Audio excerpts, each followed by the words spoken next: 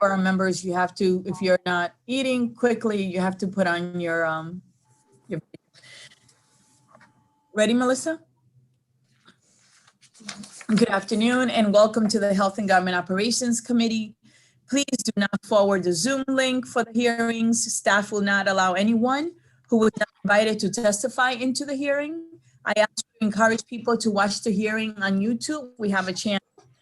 Bill sponsor witness timing. The bill sponsor or a designee is allowed 5 minutes to present the bill.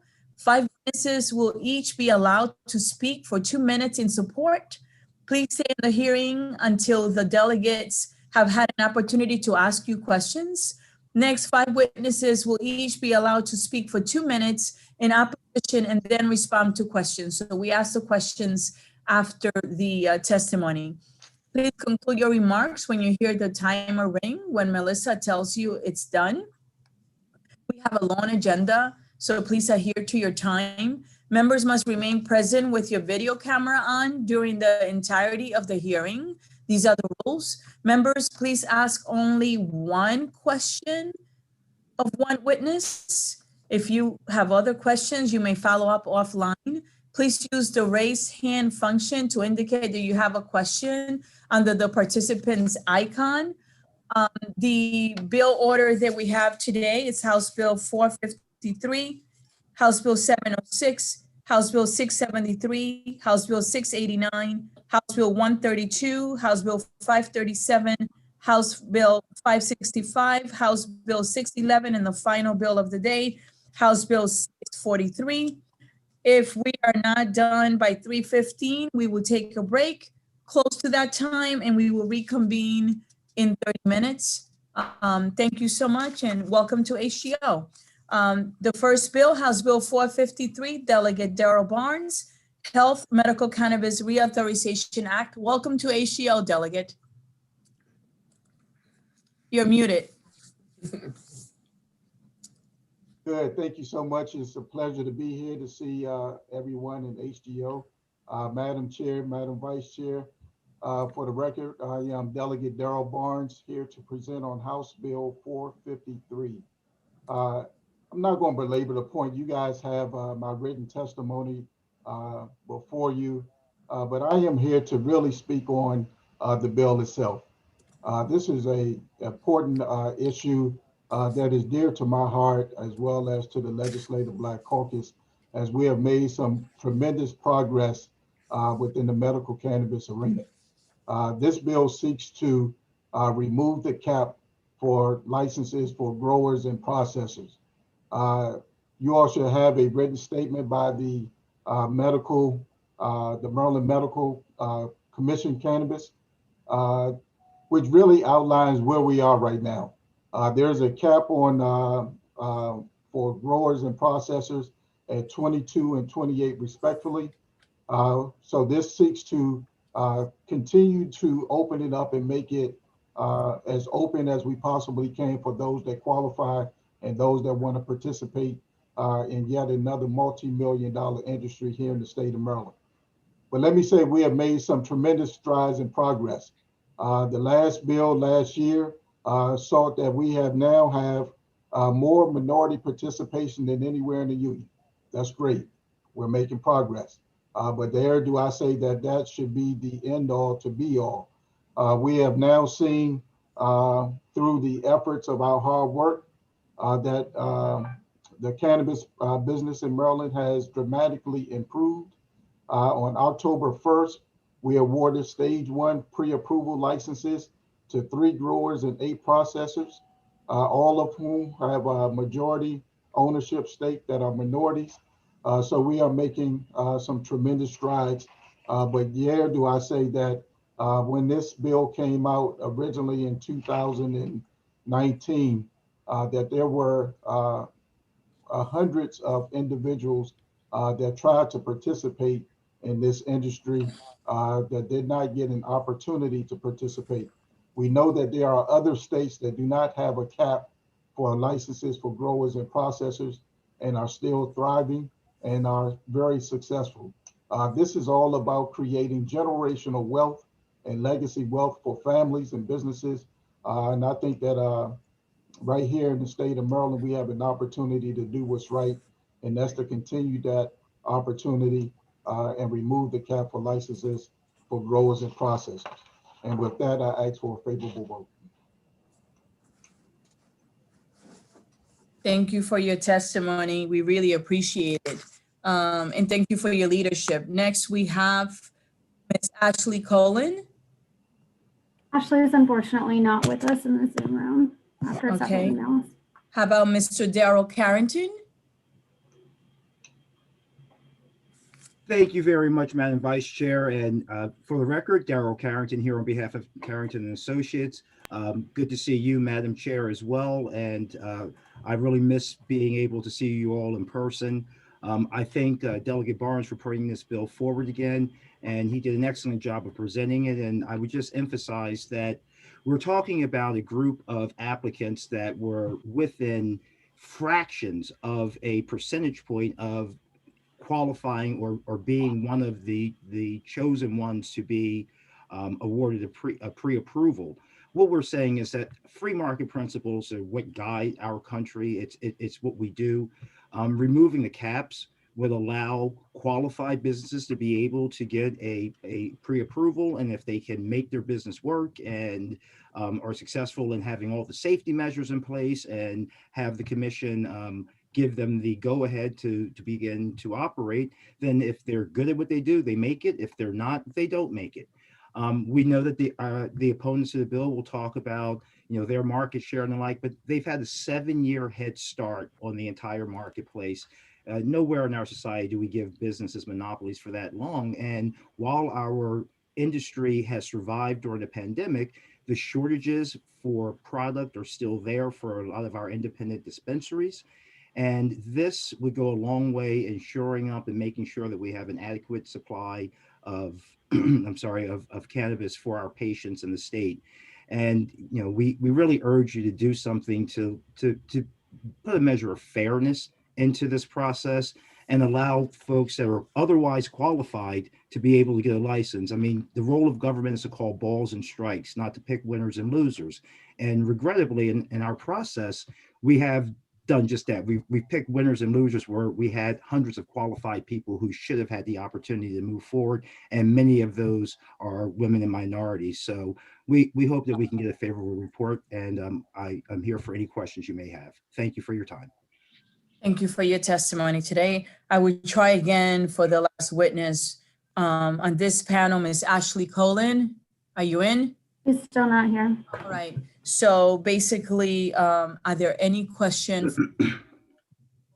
And if you could please be so kind and under the participant icon, raise your hand. Delegate Johnson. Thank you, Madam Chair, and thank you, pleasure. Delegate Barnes, for bringing us this bill. My question is, I'm reading the CAMMD opposition, and we asked them to do a study, and we've got the results, and they say that there's adequate growers and distributors. Can you speak a little bit on that letter for us? Yeah, and I would just say that I beg to differ. When we first rolled out medical cannabis here in the state of Maryland, we issued 15 licenses. Those 15 licenses went to all white men. The second round of licenses, you see the numbers now, we're at 22 and 28. You see what the statement that Darrell Carrington indicated, that the medical cannabis industry here in the state of Maryland is thriving like no other. And I just believe that there were hundreds of people that applied to participate in this industry that did not get an opportunity. I believe that we have an opportunity to lift the cap to make it open market for those that qualify and those that can apply to do so. And those that cannot qualify should not receive a license. But I do believe that, once again, there are other states in the union that have no caps, and their industries are thriving. If you just look at the letter from the Maryland Medical Cannabis Commission, they referenced one, and that was Oklahoma, whose population is approximately 3.9, but yet they have awarded 7,000 licenses for 4,000 licenses for growers and 1,000 licenses for processors. And they're still thriving, and from a business standpoint, they're making money. So I just think, we have an opportunity to do what's right. I think we need to make sure that we get medical cannabis under control, as there's conversations and discussions centered around recreational marijuana. But I think if we can get this right, then I think we then have an opportunity to move forward. All right, thank you, Delegate. Thank you, Madam Chairman. My pleasure. Delegate Hill. Thank you, Madam Chair, and thank you, Delegate Barnes, for bringing this important bill.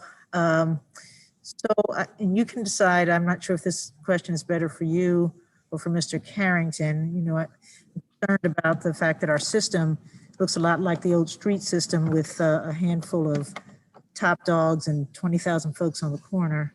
Can you tell me what the difference is in the profits being made at the grower and processor level on average, and the profits that are available at the distributor level? Any numbers on that? Mr. Carrington, you want to answer that? And thank you for the question, Delegate Hill. If it pleases the chair, I would like to be able to send you that information. I'll aggregate that for you. And essentially, the most profitable is usually, people think of that as being the grow, but actually, if you just think about it in terms of the drug trade itself, processing is the more lucrative of all of the three. So I would say processing is your most lucrative, because you're going to take the product and you can make it into so many different things and then be able to sell those things. So that's the most profitable. Then I would say growing, and then of course the retail would be the least profitable. However, it is the easiest way in terms of entry for capital investment to get into the marketplace. Great, thank you very much. And if you will be so kind and send that information to the entire committee. It'd be my pleasure, Madam Vice Chair. Thank you. Next, we have Delegate Rosenberg. Thank you, Madam Chair. Question is for the sponsor or Mr. Carrington, whoever wants to answer. How does the 2030 study fit into what would be happening? If you could do a bit timeline for me, and more importantly, for the committee. Mr. Barnes, if you don't mind, I'd be more than happy to answer. And thank you very much for the question, Delegate. If you'll remember, when we initially did the legislation way back when, 2014, we actually had a market study that was supposed to be done 2 years into the program to determine exactly how many growers, processors, and dispensers we need from a market perspective of supply and demand. We never did that. So I think that it's great that we have, looking forward, that we're going to do a market study in 2030, but I think that there are a lot of people who believe that we should be doing it right now. We see no reason why we will wait 9 more years if we have a dysfunctional marketplace, or a marketplace that needs more growers, processors, dispensaries. We should know that information now. We shouldn't wait 9 more years for that. That's been the opinion of many industry groups that I've spoken with. Thank you. Any other questions for this panel?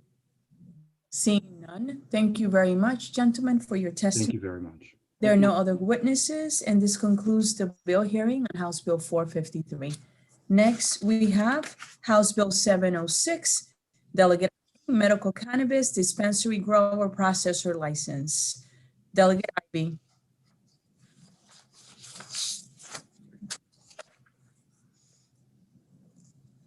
Is Delegate Ivey in? Yes, he's just connecting. All right, thank you very much. We'll give him a second.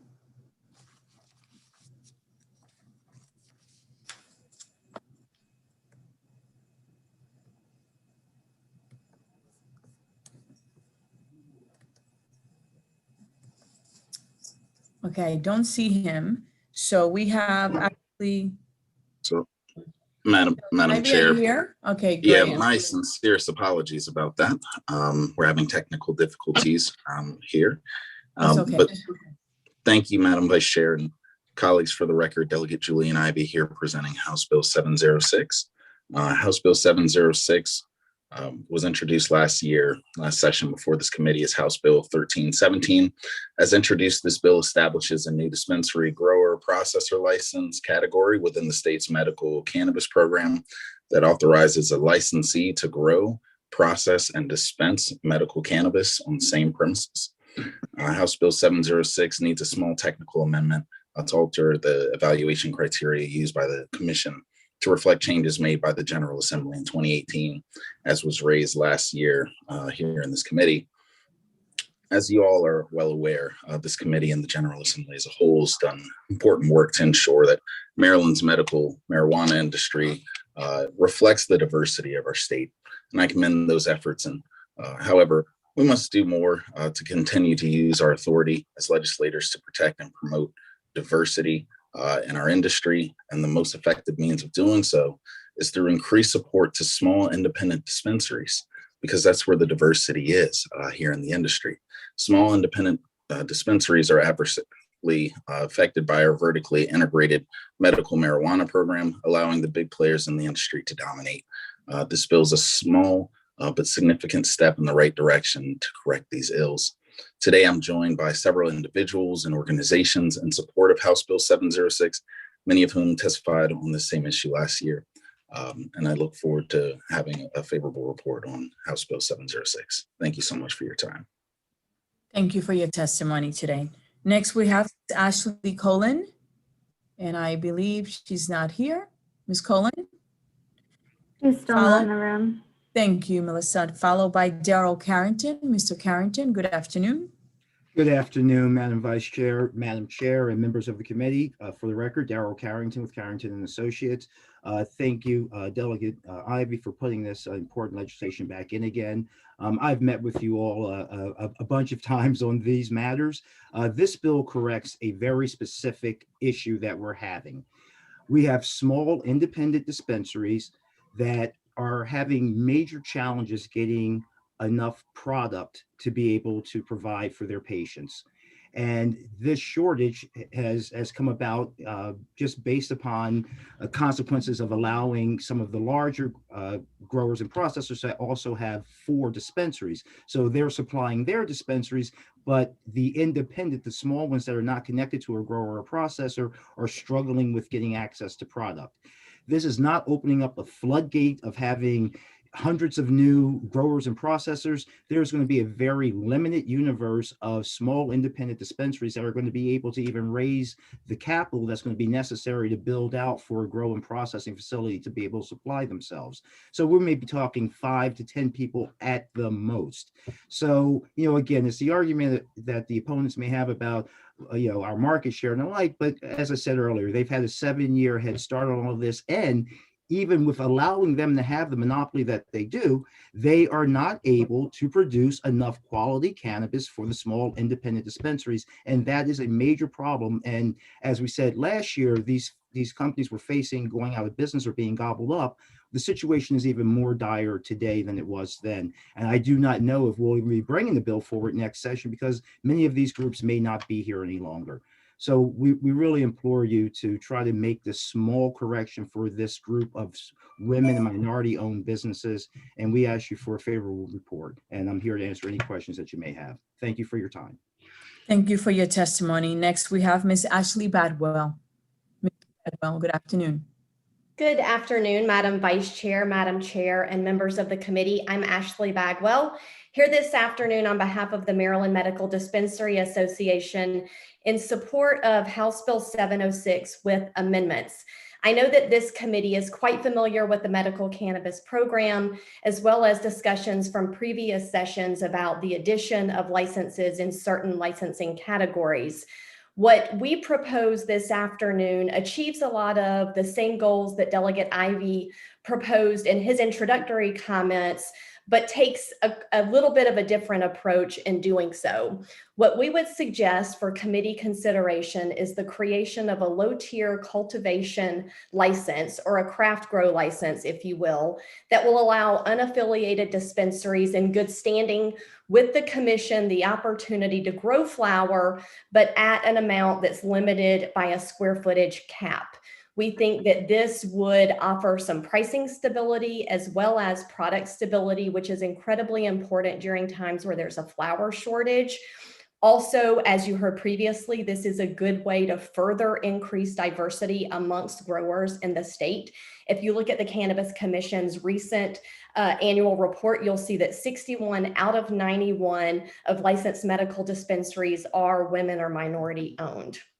Lastly, as the state contemplates legalization, we think it's incredibly important that a lot of thought be given to how to maintain product availability for patients in the medical cannabis program. And so we think that allowing unaffiliated dispensaries the opportunity to grow even just a little bit of flower would help achieve that goal as well. And so for those reasons, Madam Chair, Madam Vice Chair, we urge a favorable report. Would love consideration of this approach, and I'm happy to answer any questions.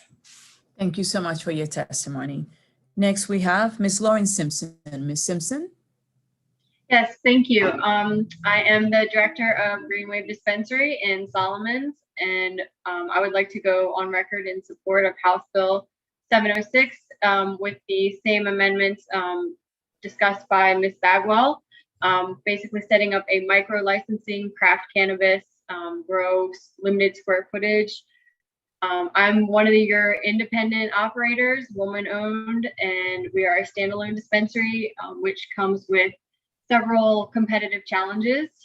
We're highly vulnerable to supply volatility and already experiencing shortages to keep up with demand.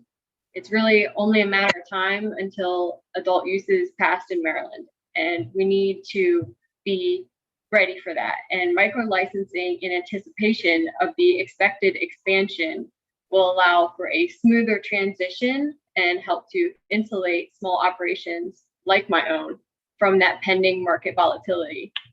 So taking that action now will help to stabilize prices, which will ultimately benefit the medical patients that I serve.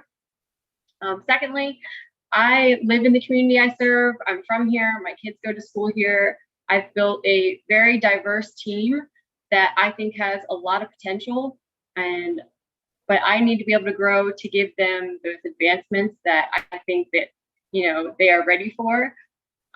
Micro licensing gives me that opportunity, and I'm hoping you can all see the value in keeping opportunities open for smaller operators like myself.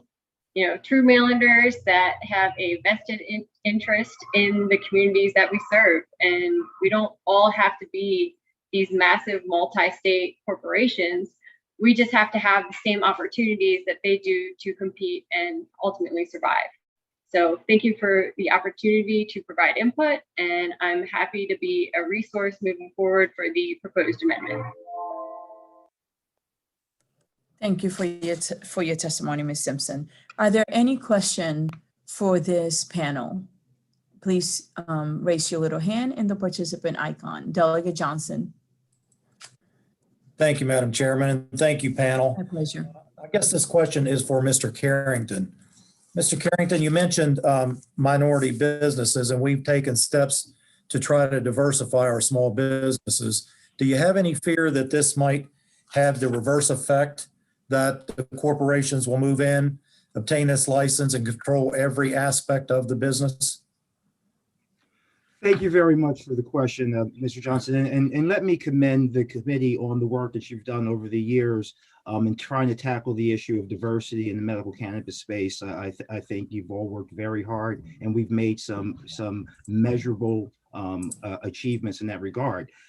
With this particular piece of legislation, it is specific to existing small independent dispensaries in the state of Maryland. So you have to already have a dispensary license in the state of Maryland. You cannot be affiliated with any grower or processor in the state of Maryland currently. So this is not an opportunity for any new corporations to come in. You are already a Maryland-based business that has been operating for up to like 5 or 6 years at this particular point. And the parameters of the bill say you're in good standing, you don't have violations. So this is specifically for our small women and minority-owned businesses. So it will immediately dramatically increase the percentage of minority-owned growers and processors in the state of Maryland's program. So this is a net win-win for diversity, our small business community, and most importantly, our patients being able to have a reliable supply of quality cannabis at a more affordable price. Thank you, Mr. Carrington. Thank you, Madam Chair. My pleasure. Are there any other questions for this panel? Delegate Bandari. Yeah, thank you, Madam Chair. This question is to Lauren, who testified. I really like the idea of low-tier craft licenses. According to the study of 2020 study, the current supply infrastructure can adequately meet the demand. But on her testimony, she said that there is a shortage to keep the demand. And even the report says that there is no expected capacity of 5 growers as well. Do you want to comment? There is a contrast. Do you have any study, or how do you know that there is a shortage to keep the demand?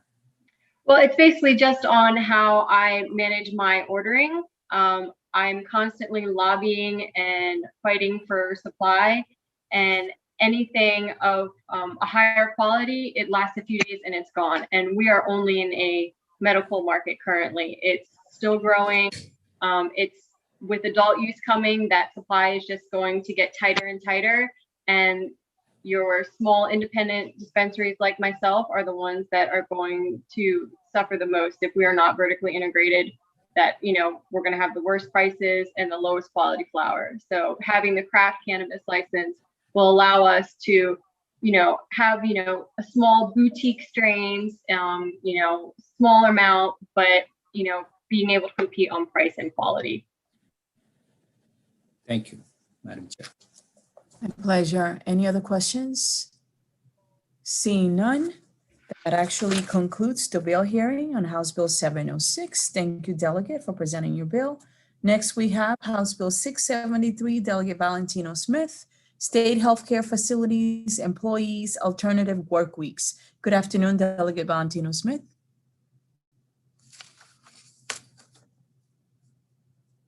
Is she in yet?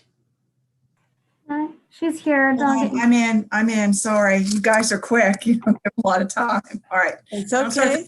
I'm here. Okay. Wonderful. Welcome to our wonderful committee. Can you get started, please? Thank you, Madam Chair, members of the HGO Committee. The bill before you today is an emergency bill. Am I there? Oh, I'm sorry. I just saw it switch to the timer. Sorry. It's okay. You have 5 minutes. It's plenty of time. Go ahead. Thank you. It's an emergency bill that authorizes the secretary to allow nurses at state healthcare facilities to work according to an alternative work schedule, as long as it's consistent with their collective bargaining agreement. Last year, you guys passed House Bill 1663, which was the Emergency Catastrophic Authority, which was granted to the governor, and it expires this April. Last year's bill, among other things, included the authority to grant alternative work schedules to nurses. And because it may expire, this bill is before you as an emergency bill so that the secretary can continue to grant these alternative work week schedules for nurses.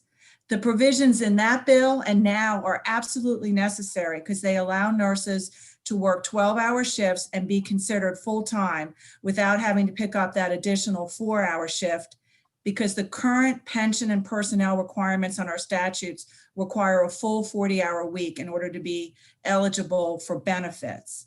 Before the pandemic and now, it's clear that we have a severe shortage of nurses in our state facilities. The Clifton T. Perkins Center has a 6% vacancy rate for nurses. Deerhead has a 14.5%, Spring Grove 21.6%, Springfield 20.5%, and our budgets that we see in appropriations show us that we have a state average of overall 10% vacancy rate for nurses. Now, this includes LPNs and RNs. This bill is put in as applying to the AFT union organized nurses. It's a recruiting tool because in private hospitals, we find that many nurses gravitate towards the 3 12-hour shifts. And we as a state can't compete with recruiting and retraining and retaining unless we allow at least the opportunity to work 3 12-hour shifts and be considered full-time. We've met with AFSCME and AFT, and since the introduction, you should have amendments dear committee members, before you. All three of us is what I know you like in HGO, AFT, AFSCME, and the State Health Department. I put them all in a room, drafted all the amendments, made sure everyone agrees that this bill is absolutely necessary. So I respectfully request that you have a lot on your plate, that you expeditiously work on this because of its need for emergency status. Otherwise, we'll really lose the ability to keep these nurses, and we have a shortage of nurses. So with that, I respectfully ask your consideration. Thank you. And thank you so much for doing that work. It definitely helps the committee. Thank you so much. Thank you. Next we have our pleasure the next witness is Jennifer McCann.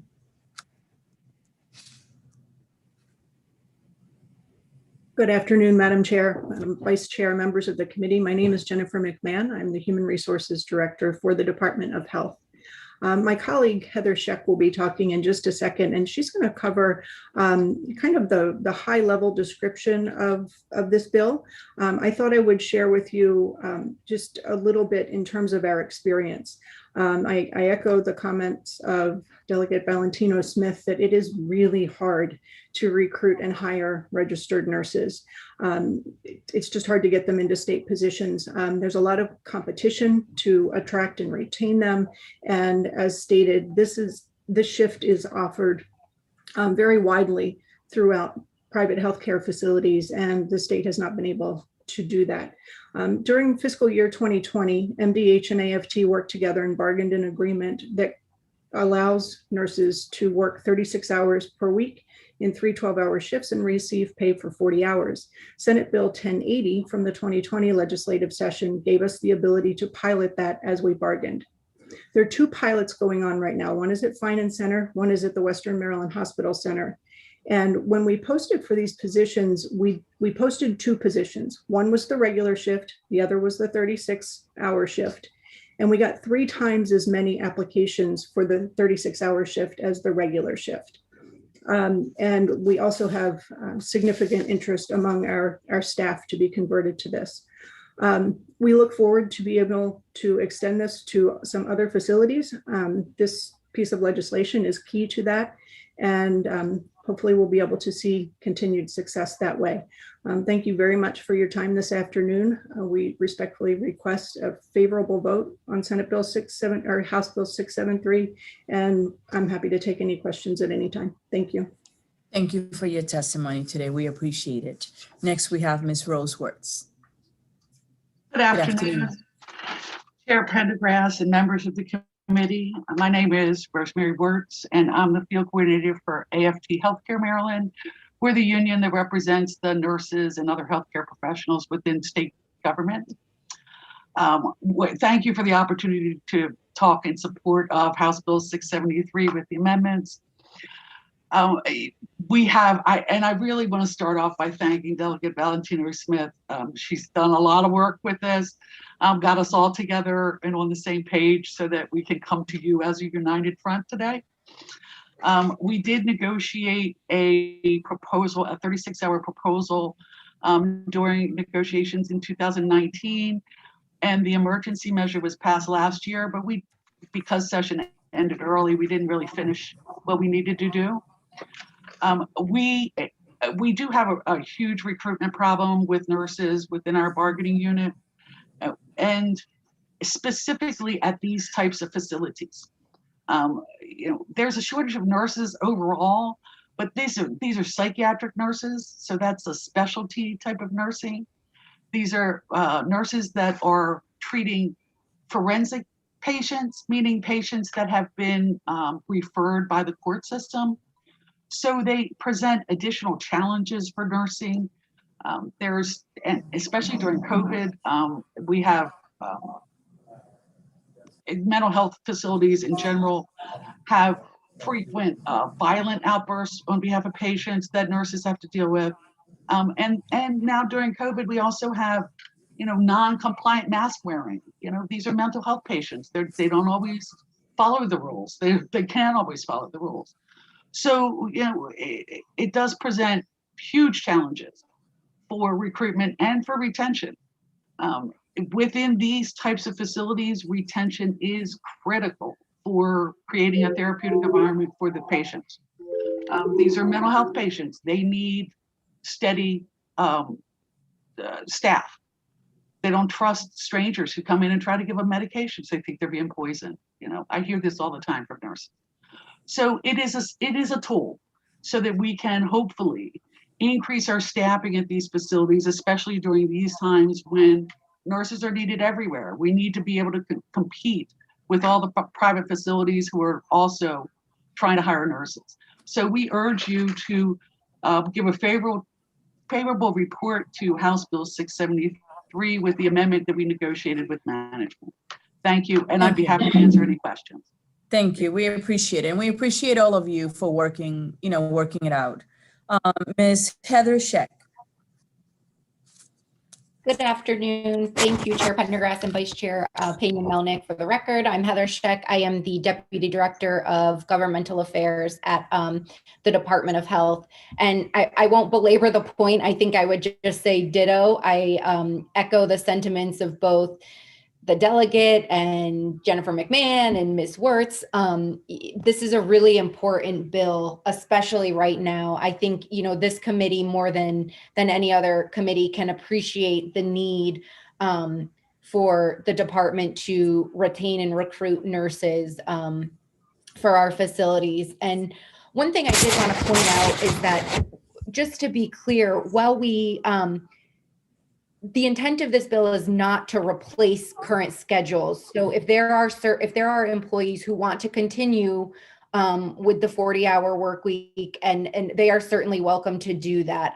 This is just an additional option that can be made available and that RNs can opt into. And I think this was said before, it's just kind of another tool in the toolbox for the recruitment.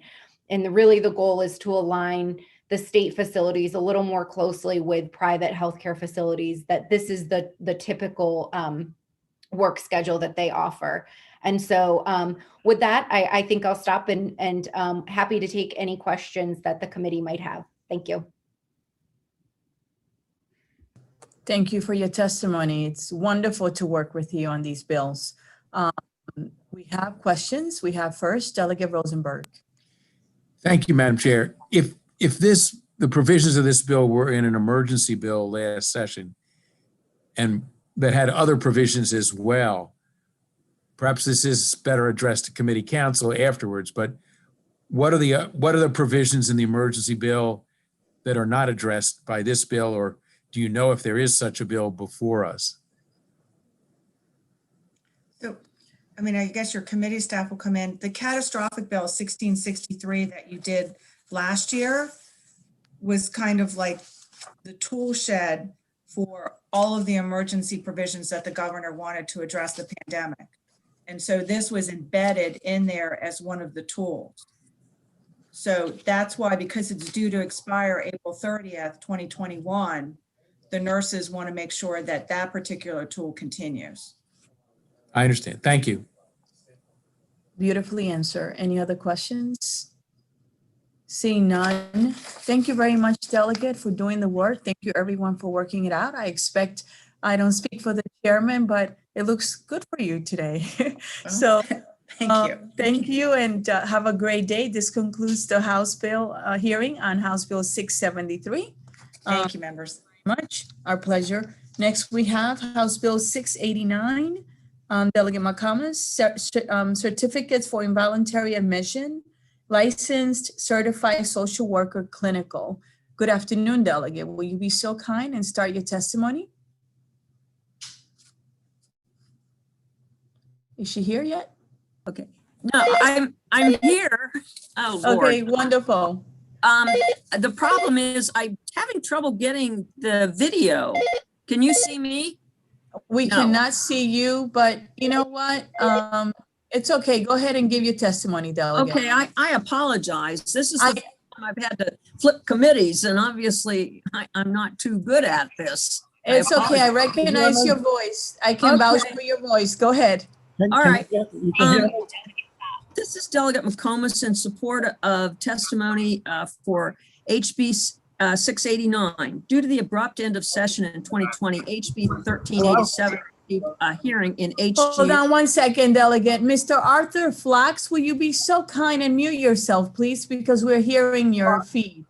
Mr. Flax, thank you. Delegate, go ahead and get started. I apologize for that. It will be a lot easier now.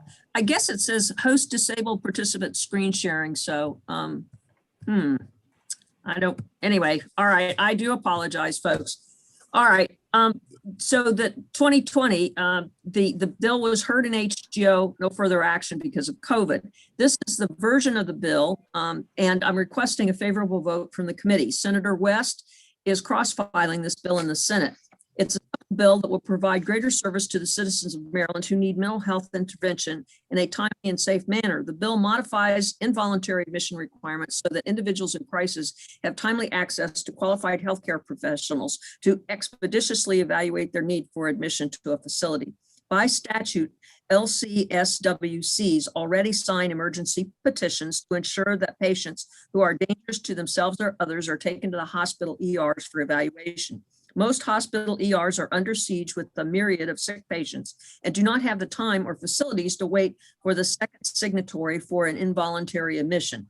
This bill will help those patients in crisis get to a safe and secure facility to receive the needed care and treatment.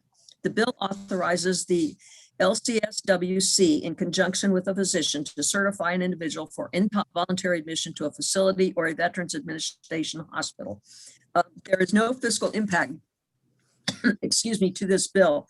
I will just say that an LCSW licensed to practice clinical social work, it has specialized education, training, and experience in the evaluation, diagnosis, and treatment of biopsychosocial conditions, mental and emotional conditions and impairments, and behavioral health disorders, including substance abuse disorders, addictive disorders, and mental health disorders, and petitioning for emergency evaluation and practicing psychotherapy.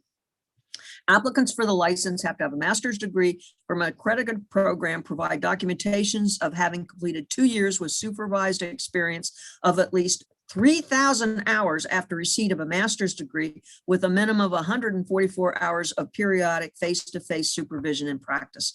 I would direct you to make sure you look at the written testimony as well as listen carefully to the oral testimony of this bill. I would definitely say there is a letter of support from the Maryland Department of Health, the Board of Social Works examiners. So with that, I would turn it over to my panel, and I do apologize for you not getting to see my wrinkled face.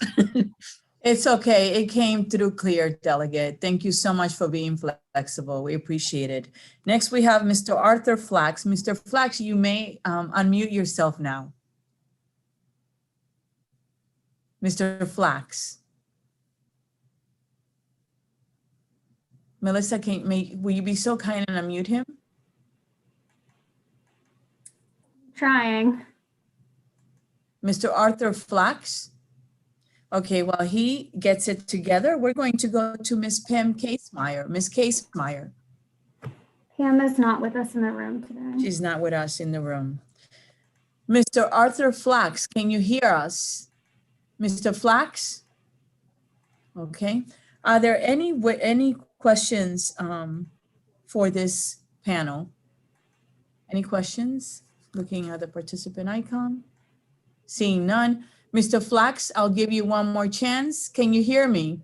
Mr. Flax? No? Okay, great. That will conclude the bill hearing on House Bill 689. Thank you very much, Delegate. Next, we have House Bill 132, Delegate Bagnell, Health, Mental and Emotional Disorders Consent, Mental Health Access Initiative. Good afternoon, Delegate. Will you be so kind and get started? Good afternoon, Chair, Vice Chair, and members of the committee. For the record, I'm Delegate Heather Bagnell here testifying on behalf of HB 132, which this committee heard last year. You have my written testimony, so I'll try to summarize. According to the CDC, 1 in 5 adolescents has an underlying mental health issue. According to the Governor's Commission on Suicide Prevention, in 2016, suicide was the leading cause of death for minors ages 10 to 14. HB 132 seeks to address a significant disparity between substance use disorder and mental health services in the health occupations licensure as regards age of consent, as not only are many of these issues co-occurring, but are often addressed by the same providers. We are one of only 4 states who have this disparity, which is not only a barrier to care, but adds an additional stigma to mental health care. As this only applies to licensed providers, essentially as the law stands now, any adult can speak to an adolescent about mental health except the one who's licensed and trained to do so.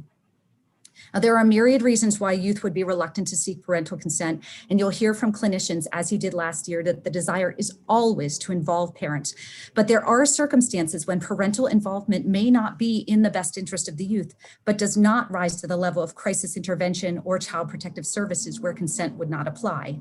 You will also see in the bill there is a requirement to make a determination that the minor is mature and capable of giving informed consent, which is a recognized standard. Additionally, there is nothing in this bill which requires services be provided, nor that the parents be excluded, and the bill does not extend to medication. HB 132 seeks to remove a barrier to early, proactive intervention for our most vulnerable youth populations while addressing a glaring disparity in how we treat and even talk about behavioral health care. This bill was amended last year to address concerns raised, and HB 132 is in the same posture as the cross-file, which passed out of the Senate last year. For these reasons, I ask for your kind consideration and I request a favorable report. Thank you, Delegate, for your testimony. We have our first witness on the panel, Ms. Barber. Are you here, Ms. Barber? Yes, good afternoon. Good afternoon to you. Good afternoon again, Madam Vice Chair, Chair, and committee members. As you just heard, House Bill 132 will take away a barrier and allow minors to have more access to mental health treatment, while also maintaining the provider's ability to notify family and utilize their natural support systems as appropriate. I'm here as a member of the Maryland Association of Youth Services Bureaus, or MASB, and also as a clinician with over 18 years of experience working with the mental health needs of youth and families, including in states where the age of consent for mental health services is lower. Having practiced in Washington State, where that age is actually lower for consent, I've seen firsthand how lowering the age of consent can increase the access to valuable mental health services for some youth who need it most. I've seen this in school settings as well as community-based settings where youth have needed access to counseling. Some examples of a situation where youth may need to consent without parental or guardian knowledge includes exploration of LGBTQ issues, self-harm or suicidal ideation, some family discord, and or abuse or neglect. In each of these scenarios, the goal would be to include the family sooner rather than later as appropriate.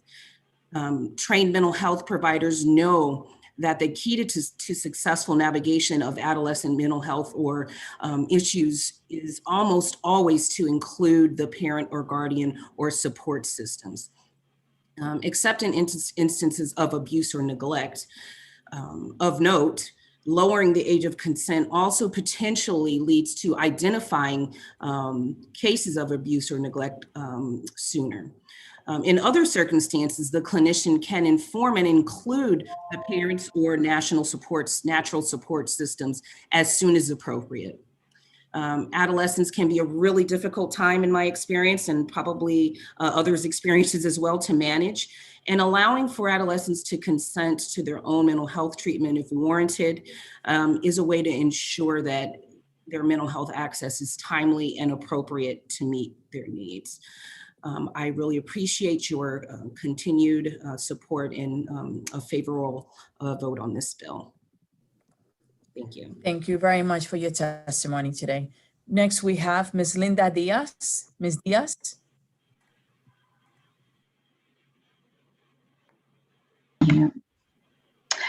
Thank you so much. Greetings, Chairwoman Pendergrass. Hello again, Vice Chair Pena-Melnick and committee members. Thank you, Delegate Bagnall, for having me here today. I'd like to thank you for the opportunity to testify in support of House Bill 132. As you have received a copy of my written testimony, I would just like to share a little bit of my advocacy. Again, my name is Linda Diaz. I'm a youth advocate. Eight years ago today, I lost my daughter, Lorraine, to suicide. And since 2013, I have been invited to many schools where I have spoken with community members and parents and youth with regards to my daughter's story. Because of sharing my daughter's story, I received many phone calls and emails and text messages to include social media messages because of this advocacy. And I have been getting calls for assistance for youth as young as 9 years old. Before COVID, our youth were already experiencing extreme increased anxiety from many different things that include parental pressure, peer pressure, athletic, even academic pressure. Youth also suffer from depression as a result of family violence, neglect, or alienation, and PTSD due to the results of sexual abuse, physical abuse, and bullying. With this said, children reach out for so many things. And in my advocacy in the last 7.5 years, what I have learned is that parents and caregivers are not properly educated on mental health and awareness when it comes to children.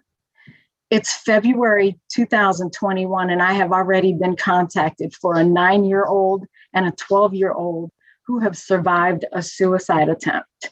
And on February 6th, we had a 10-year-old who died by suicide. And one of the things that I would love to share with you is that you will hear a lot of adults, even parents, who say that children are naive and have no clue what they want. But when you have 9-year-olds that are attempting suicide, how naive can you be that you have to end your life because you can't see living through tomorrow? There are many risk factors in life that are causing our children at a younger age not to be able to function on a mental level, and we really need to start listening to them. And for this reason, this is why I am asking you to please vote in favor of House Bill 132. I know that my daughter, as well as hundreds of other children lost to depression and suicide, would have been able to maybe live through to see today and help others. Thank you. Thank you, Ms. Diaz, for your testimony. I know that today is a really hard day for you, but you have honored her memory. I know your work in the General Assembly, and I pray for your peace and comfort. And the committee, really is with you today. Thank you for being here today. Thank you so much. My pleasure. Next, we have Mr. Larry Polsky. Mr. Polsky, good afternoon. Good afternoon, Madam Vice Chair, Madam Chair. My name is Larry Polsky. I'm here on behalf of the Maryland Association of County Health Officers in strong support of HB 132. As a full-time practicing physician for almost 20 years in Maryland before making the change to public health, I will say that HB 132 is long overdue. This bill doesn't break new ground as much as it levels the playing field. For decades, it's been legal for adolescents of any age to independently seek care for reproductive health and substance misuse. As an OBGYN, I saw hundreds of minors who were often scared to talk to their parents about sexual activities, or in some cases were victims of abuse. Having the ability to independently seek care prevents countless teen pregnancies and sexually transmitted infections each year. It also provides a safe harbor for victims of abuse. It was my experience that for young patients who were scared to tell their parents about sexual activity, once they were able to talk through things in the medical office, they realized the world wasn't going to end. and an open communication with their mom and occasionally with their dad. In a similar fashion, at our local health department, we find that young teens struggling with substance use are able to start talking through their problems with our licensed providers. In almost all cases, their parents or guardians can then be brought into the conversation. But without the ability for adolescents to start the conversation with the privacy they need, they would never present for any care. There are tens of thousands of Maryland adolescents below 16 who struggle with mental health problems. In some cases, this ends in suicide attempts. In others, it interferes with their academic achievement. And too many teens turn to alcohol or other drugs to deal with their depression and anxiety. The most recent CDC data show that suicide attempts are as common among 14-year-olds as they are for 18-year-olds. Since the launch of social media, the suicide rate among teens has increased by over 60%, making suicide the second leading cause among teens. 4 times more teens die from suicide than cancer. In addition, nearly 100,000 US adolescents are taken to emergency rooms each year for self-harm injuries. The dangers of untreated mental health struggles in those under 16 are all too real. Our middle and high school therapists from our health department are able to counsel all students with substance use problems, but initiating care for those who struggle solely with mental health issues is a frequent problem. Our therapists hold informal discussion sessions with small groups of students during lunchtime as a workaround to provide at least some help to those under 16, but providing much needed individual therapy for those who are apprehensive about obtaining parental consent is not possible due to current legal restrictions. In the perfect world, all adolescents would be able to share everything with their parents, and no parent would stigmatize their desire for treatment. But the reality is that without this bill being enacted into law, many adolescents will continue to go without potentially life-saving treatment or turn to alcohol and other drugs to deal with their emotional pain. For those who oppose this bill on hypothetical grounds that it will leave clinicians in difficult positions or give too much autonomy to young teens, I will point out that we have decades of actual experience in the fields of reproductive health and substance use, proving that neither of these are the case. The benefits of HB 132 are clear, and it's time to pass this bill. I thank you very much for your time and attention. Thank you so much for your testimony. And on behalf of the committee, I want to personally thank you for the help that you always give the Public Health Committee on public health issues. Next, we have Rowan Powell. Thank you. Thank you, Madam Chair and Vice Chair and committee members for all the hard work that you've done and are doing to improve the availability of healthcare services for Marylanders of all ages. My name is Rowan Willis Powell, and I'm here today representing Honor of Maryland. We are the oldest and largest entirely peer-operated behavioral health advocacy organization in the nation. We coordinate a network of 23 affiliated community-based peer wellness and recovery centers, and I run our statewide Transitional Age Youth TAY outreach project, which empowers young adults between the ages of 18 and 29 who have experience in the behavioral health system. We are in strong support of House Bill 132. By lowering the age of consent to treatment to 12, this bill helps eliminate a barrier to care when youth take those first nerve-wracking steps asking for help. As someone who has worked with youth and young adults for 8 years now, I've seen the impact that a supportive adult can have on a youth that is struggling, and I've seen the situations where youth were not able to be open and honest with their family members, frequently due to fears of being kicked out. By changing the age of consent of treatment to 16 to 12, this bill will allow those younger youth to speak more spontaneously. When I was 15, in my school, I'd become known as the girl who struggled with mental health. Which in my case meant that I was also the person that my peers would come to talk to mental health about. I was the person they knew had some experience and had lived through it, so they thought that I could guide them through their own struggles. This led to a friend disclosing to me that they were struggling with suicidal ideation and they had a plan, but they were unwilling to talk with their parents because they weren't quite sure how they would respond. And they were unwilling to talk with our school counselor because they knew that their parents would be informed and they were scared about what would happen if they did. This created a situation where a child, me, felt like I was alone in grappling with a decision about the fate of another child. If my friend and I had known that a conversation with a counselor wouldn't automatically mean their privacy would be stripped away from them, we could have gone to that counselor together. Instead, my decision to go to the counselor because I was worried about their safety ended up costing our friendship and any future support that we could have shared as peers. Thank you for giving me the chance to speak, and I strongly urge you to vote in favor of this bill. Thank you for your testimony. Next, we have Mr. Jeremy Lackmaster. Good afternoon, and thank you to the committee members for the opportunity to speak today in strong favor of House Bill 132 to lower the age of consent for mental health services. My name is Jeremy Lackmaster. My pronouns are he and they, and I'm here on behalf of the leadership team at Free State Justice, a 30-year-old statewide legal services and policy advocacy organization for low-income lesbian, gay, bisexual, transgender, and queer Marylanders. Over our history, much of our work has centered on supporting LGBTQ youth, including the insistence that these youth must have access to affirming mental health care.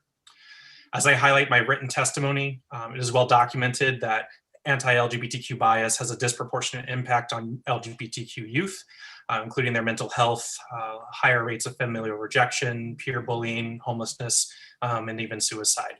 Queer youth often feel alone and isolated, unsure of who they can trust or where they can turn to for help. I know this all too well. Growing up as a queer person, I could not turn to family or friends as I struggled with my mental health. School counselors at my religious school were not a viable resource, and I concerned that seeking treatment would effectively out me or label me before I even had a chance to learn about myself. I suffered in silence, and my struggle snowballed into more serious issues as I became an emerging adult, including substance use, self-harm, and routine hospitalizations for panic attacks. It was not until I was a young adult that I was able to safely and effectively secure mental health treatment. And to this day, I'm in a much better place, but I mourn the years that I lost suffering in silence. I'm here today in hopes that we can remove some barriers to access for LGBTQ youth so that they can get the help they desperately need. Just last year, the Trevor Project released a report showing that over half of LGBTQ youth reported desiring or wanting mental health services, but not able to obtain it within the past year. That same report highlighted that the second most common barrier was concerns around obtaining parental permission or consent. And these trends were only exacerbated by racism and poverty, especially amongst Black and Asian LGBTQ youth. All youth, especially LGBTQ youth, have a right to seek and secure support for their mental health without fear of judgment or rejection. Free State Justice strongly urges a favorable report on House Bill 132. Thank you for your testimony. Are there any questions from the committee? First, we have Ms. Delegate Belcastro, followed by Delegate Lewis, followed by Delegate Johnson. Delegate Belcastro. Thank you, Madam Chair, and thank you, Delegate Bagnall, for bringing this bill forward. And finally, Ms. Diaz, thank you for your testimony. It's shown us why this bill is important, and I really genuinely thank you for that. My question is, I'm just wondering if this bill will align the substance use disorder statute with the mental health statute. Thank you for that question. It doesn't completely align it, but the floor age of 12 was a compromise that we offered to when we were working the bill last year. So the substance use disorder does not speak to a floor age, and originally, as introduced, we did not have a floor age, and we worked with stakeholders to come to the compromise of 12. Because the providers felt that was appropriate, and also in practical terms, they kind of do the same thing, because the likelihood that you would have an adolescent that would meet the standard of mature and capable of giving informed consent under the age of 12 is not very likely. It's unique, so it doesn't completely align it, but it gets it much closer. Thank you very much, Delegate Bagnall. Next, we have Delegate Lewis, followed by Delegate Johnson. Madam Chair, thank you, Delegate Bagnall, for this important bill. Thank you to your panelists, especially Mrs. Diaz. My question is this: there are a number of bills moving through the General Assembly this year that attempt to address mental health the needs of the vulnerable, like children and others. I'm thinking of the trauma-informed care legislation that's moving. Well, we hope it will move, but in any case, that's been heard. And I'm just wondering, in your view, Delegate Bagnall, if you see any synergy, any overlap, any potential for strengthening legislative solutions, because again, there's just lots of ideas percolating. How do you see that? Thank you for that question. And I think to your point, there's a lot of synergy. There's, this is just one piece of solving a much larger issue of access for adolescent care and for preventative care, and also for equity in care. We still stigmatize mental health care. We don't identify it as important preventative care. And even the fact that we address the statutes so differently stigmatizes mental health as somehow, this thing that is not equivalent to somatic care. So and to your point about the ACEs, we had a hearing where we talked about addressing ACEs and reducing ACEs and providing services, those wraparound services to limit the adolescent, the adverse childhood experiences. That was the greatest thing that we could do for as a determinant of future, not just mental but physical health care. So I do see this as an important piece of that much larger puzzle. Thank you, Madam Chair. My pleasure. Next, we have Delegate Johnson, followed by Delegate Collison. Thank you, Madam Chair, and thank you, committee. And thank you, panel, and Ms. Diaz for sharing with us today. My question is, can you clear up for us, be a little more detailed about the consent and the medication part of this bill? Thank you for that question. Medication is not part of this bill. In fact, last year we amended the bill to clarify that medication was not, that the ability to prescribe was not part of this bill. It also does not impact medication prescriptions in other parts of the code. But in terms of the statute for behavioral health, for health occupations licensure, it does not extend to medication. So the previous age of 16 would still remain. Next, Thank you, Madam Chairman. Thank you, Delegate. Next, we have Delegate Collison, followed by Delegate Saab. Delegate Collison. Thank you, Madam Chair. And I too want to add my sincere appreciation to those who are willing to share their very personal and heartfelt stories today that help us consider this bill. I was just looking through some of the testimony, and I see that there are some recommended amendments from the Board of Counselors and Certified Therapists. And they seem to suggest replacing the words mental and emotional with behavioral health, with the words behavioral health. Do you have a sense, Delegate Bagnall, as to what that means, or if it changes your bill in any way? It would. In fact, their requests for the amendments and their explanation of the amendments actually clarify why we need this bill, because we do address mental health separate from substance use disorder under the umbrella of behavioral health. So if we were to change behavioral health in that part of the statute wouldn't actually, it would be redundant and actually not clarify that these are two branches under the same umbrella. But if you look under that testimony, it actually speaks to the fact that often these are co-occurring, and they're very often the same providers. So it's having this discrepancy in the statute is very challenging for providers and for people seeking services, because if you come in under one stream, there's no age of consent. If you come under another stream, the age of consent is 16. So I'm hearing, just to be clear, this would substantively change the intent of your bill to make that change. It would actually be in conflict with COMAR, with the language of the statute. Okay, thank you, Delegate. Thank you, Madam Chair. My pleasure. Delegate Saab, followed by Delegate Lewis Young. Thank you, Madam Chairman. I want to thank the panel and the sponsor. You know, my first instinct as a parent when I saw this bill was that this is the most ridiculous bill I have ever heard or seen as a parent, by the legislator try to take away parental rights. And then I wanted to make sure that I wasn't just being emotional.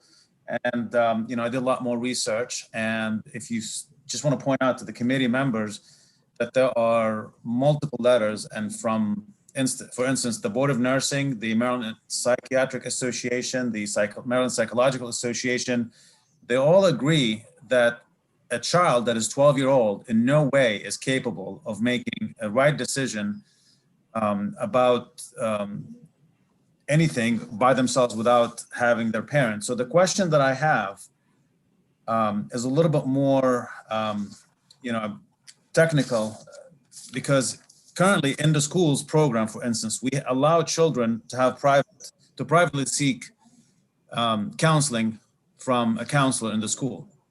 And then the parents are called. So in this particular instance, when someone is 12 years old, how do we take, can you walk me through the process? Is this happening in school? How would the child, obviously a 12-year-old can't drive, how do they get to the doctor? And, you know, who pays for the service? And, you know, how does it work if someone that's 12 that needs services? Delegate, if you would like me to answer that question. I was gonna defer to you, Mr. Polsky, Dr. Polsky. So, Delegate Saab, I understand that for providers who have never dealt independently with younger adolescents, it may seem unnerving to some. But again, in OBGYN, this is routine. My entire career, I had patients who were 15, 14, 13, 12, who were engaged in sexual activity. You know, adolescents are resourceful, and if they need care, they find ways to make appointments, to come in for care. And it is oftentimes the avenue not only to address their physical and emotional problems. And I will say that even though technically I was treating my patients for an obstetric or gynecologic problem, as you may well be able to imagine, any 14-year-old who finds herself with a sexually transmitted infection or an unintended pregnancy is also now dealing with emotional problems. And not infrequently smoking, alcohol, other sorts of things. So this type of counseling has been going on for decades. And without that ability for that adolescent to make that initial appointment in, then you're going to end up, and we see lots of suffering. So again, I just get back to the letters that you see, to me, are clearly written by people who this is not what they've been used to doing, and they're unsettled by the idea of change. But for those of us, those clinicians who this is part and parcel of how we do things, we understand that this is a very viable need for care, and that there's a tremendous amount of good that comes out of it. I mean, I can appreciate that, but you as an OBGYN are more qualified than a psychologist or a psychiatrist to determine a 12-year-old state? I certainly would not say that. Delegate Saab, can you please allow the witness to answer, please? Okay. Thank you. Go ahead, Dr. Polsky. Thank you. And this is just now moving into a slightly different environment than what some people are comfortable with or what they're used to. But what we're really looking at here is what is in the best interest of these younger teens who really need care. And this does not in any way compel a therapist or a psychiatrist who prefers not to see an unaccompanied young teen from providing care. It just gives the ability for those who are comfortable. So again, Thank you. Sorry, Delegate Saab, you're only allowed one question. You already have had two, so we can take it offline. This is a follow-up question. Delegate Saab, no, we're going to continue. Delegate Lewis Young, thank you. That's not acceptable. Thank you, Madam Chair. Several of the testifiers have mentioned situations where an inability to communicate with a parent or problems with the parent were really part of the problem, whether it be inability to communicate or parents' marital difficulties, substance abuse, mental illness, etc. Do you have any statistical data that can help us quantify what % of the time that a problem within the home with the parent or parents is actually creating a problem for a minor or preventing the minor from getting assistance? Would that be Dr. Polsky again? So I can't put an exact number on that, but I will say that the approach that we take at our local health department, and we provide direct mental health substance use treatment here, is that whenever a young person has either a mental health or a substance use problem, it is in some way, shape, or form a family issue. Whether the initial impetus for that younger person struggling emotionally or coping by means of substance use was triggered by someone else in the home, or whether the cause was independent, either way, there is now an interplay there. And the question is, and as we strive for all the time, is how do you first establish a trusting relationship with that younger person? And then once that adolescent feels more comfortable, more stable, then how do you bring family members into that conversation? In many cases, what we find is that our therapists end up providing counseling to multiple members of a family, all of whom need it. And it was really the adolescent who initiated treatment for everyone or multiple members of that family. And without that adolescent first bridging that no one in the household would have had the advantage of help. Thank you for that insight. Thank you. And just to remind the members, you ask one question. Now and then we may be flexible and allow you a second. But we have a lot of other witnesses. We also have an unfavorable panel that is coming after this panel. Okay, let's just with respect. Next we have Delegate Hill. Thank you, Madam Chairman, and thank you, Delegate Bagnall, for this really important bill. I'm going to direct this question to, I guess, Mr. McMaster, because he seems anxious to add something. Dr. Polsky, of course, I've had the privilege of visiting your county to see the work that you've done in the schools. I'm very impressed. The question is, it was asked by earlier on the panel that these kids, the young people, 12, 13, don't have the capacity to ask for help or to know that they need it or to make decisions. The question I have, is this your experience that if young people who are going through this kind of emotional, psychological trauma are not allowed access to professionals when they're in a situation where asking parental approval doesn't work, but if they can't get professionals, they'll get any Tom, Dick, or Harry who's around to go to if they go to anyone, and they can get really bad advice and end up with really horrendous outcomes if we block them from getting the help from the professionals who are best suited to give it. Dr. Polsky? I'm sorry, I thought I was going to Delegate Hill was McMaster, directing but I think to he's off. Mr. LeMaster. One second, who would you like that question directed to? I was addressing it to Mr. McMasters or Dr. McMasters. Okay. Thank you. Okay, thank you. Yeah, thank you for the question. And Wonderful. yeah, and my anxiousness over the last question was, the Trevor Project did release a report last year on LGBTQ youth in accessing accessing mental health care services. And just to Lewis Young, for LGBTQ youth, over 1/3 of youth identified issues or concerns around getting parental consent and seeking treatment. So I just wanted to re-highlight that, as well as it was even higher for Black and Asian youth specifically. And so there is some national data that suggests that parents are a barrier for LGBTQ youth specifically.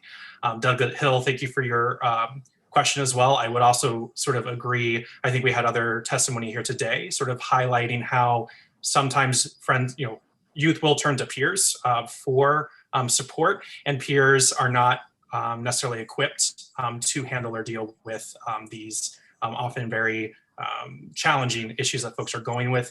I can also say that, from personal experience as a youth looking sort of on my own to seek support and guidance through what I had access to was not productive or helpful, especially when you're turning to the internet.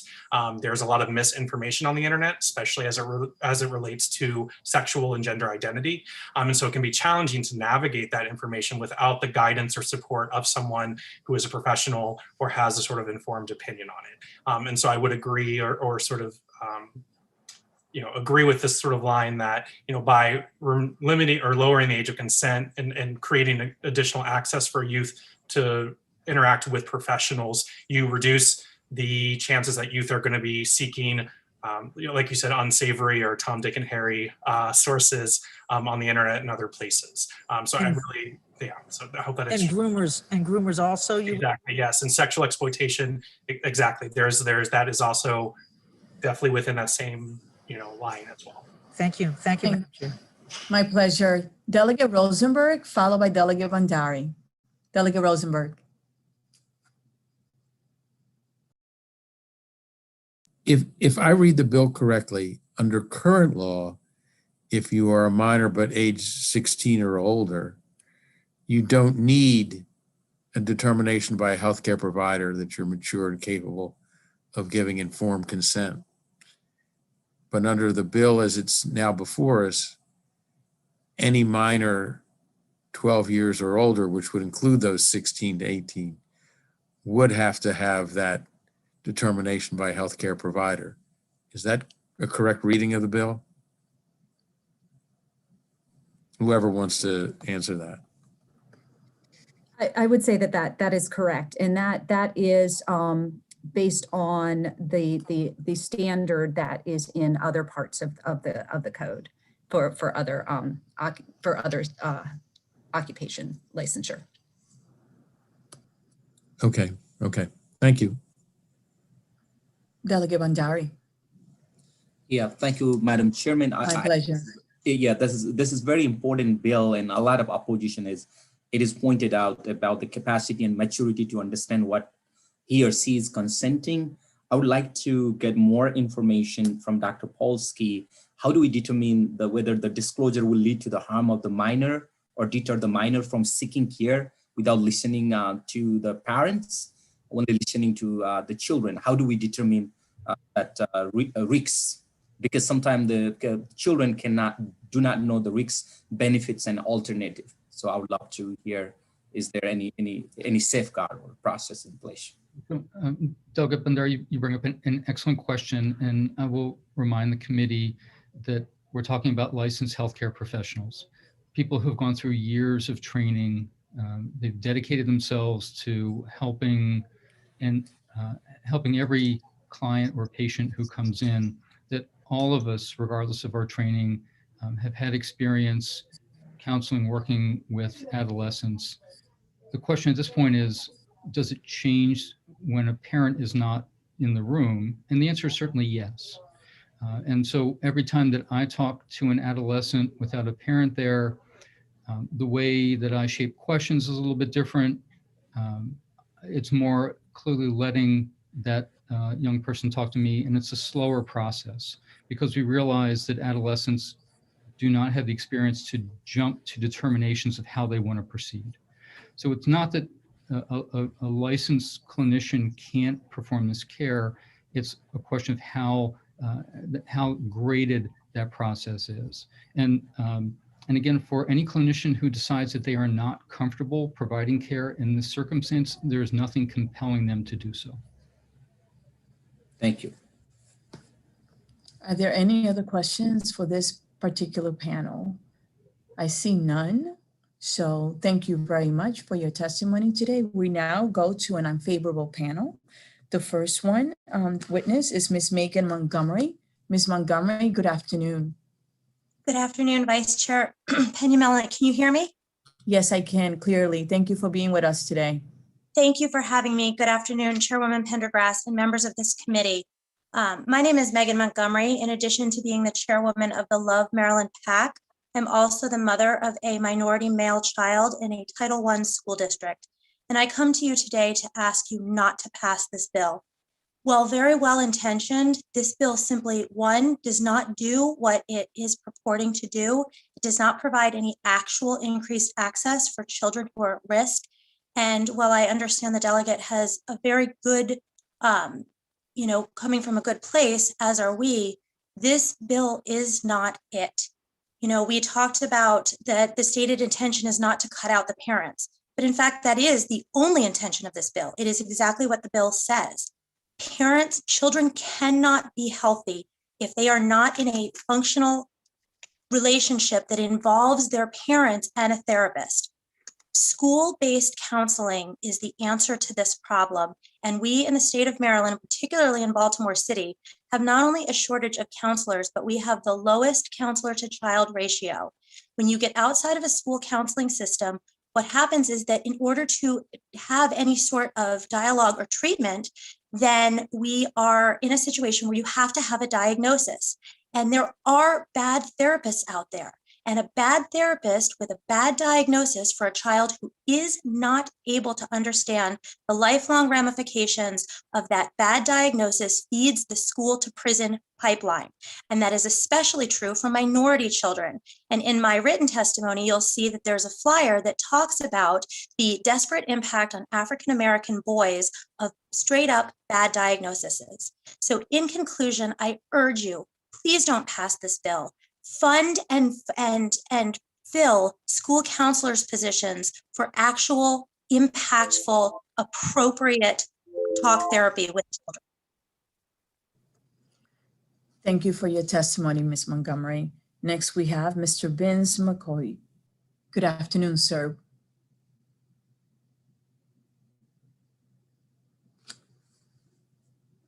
Mr. Vince McCoy. There we go, unmuted there. Thank you so much, committee. I want to say that one of the first things that I heard as the doctor was speaking was the resourcefulness of children. Children at 12 can't vote, can't drink alcohol, can't use drugs, can't get prescriptions to drugs. And so why aren't they just as resourceful to get into a shrink's office? The proponents of this bill have promoted one-offs and extremes, and the fact is every single one of you on the committee has had to deal with adolescence, and the struggle is what makes you stronger and what matures us.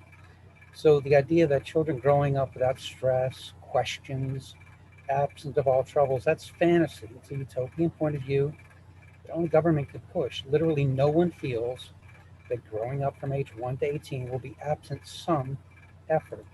Anti-bullying legislation has been in effect for decades, and learning to socialize and be comfortable in your own skin is part of that maturing. Family, friends, schoolmates, teammates, in other words, one's social environment, they socialize children. And this bill has terrible possibilities with respect to victimizing vulnerable youth, pushing ideological extremes on the children, and normalizing adult behavior amongst children. Not to mention the wrongfully usurping parenting.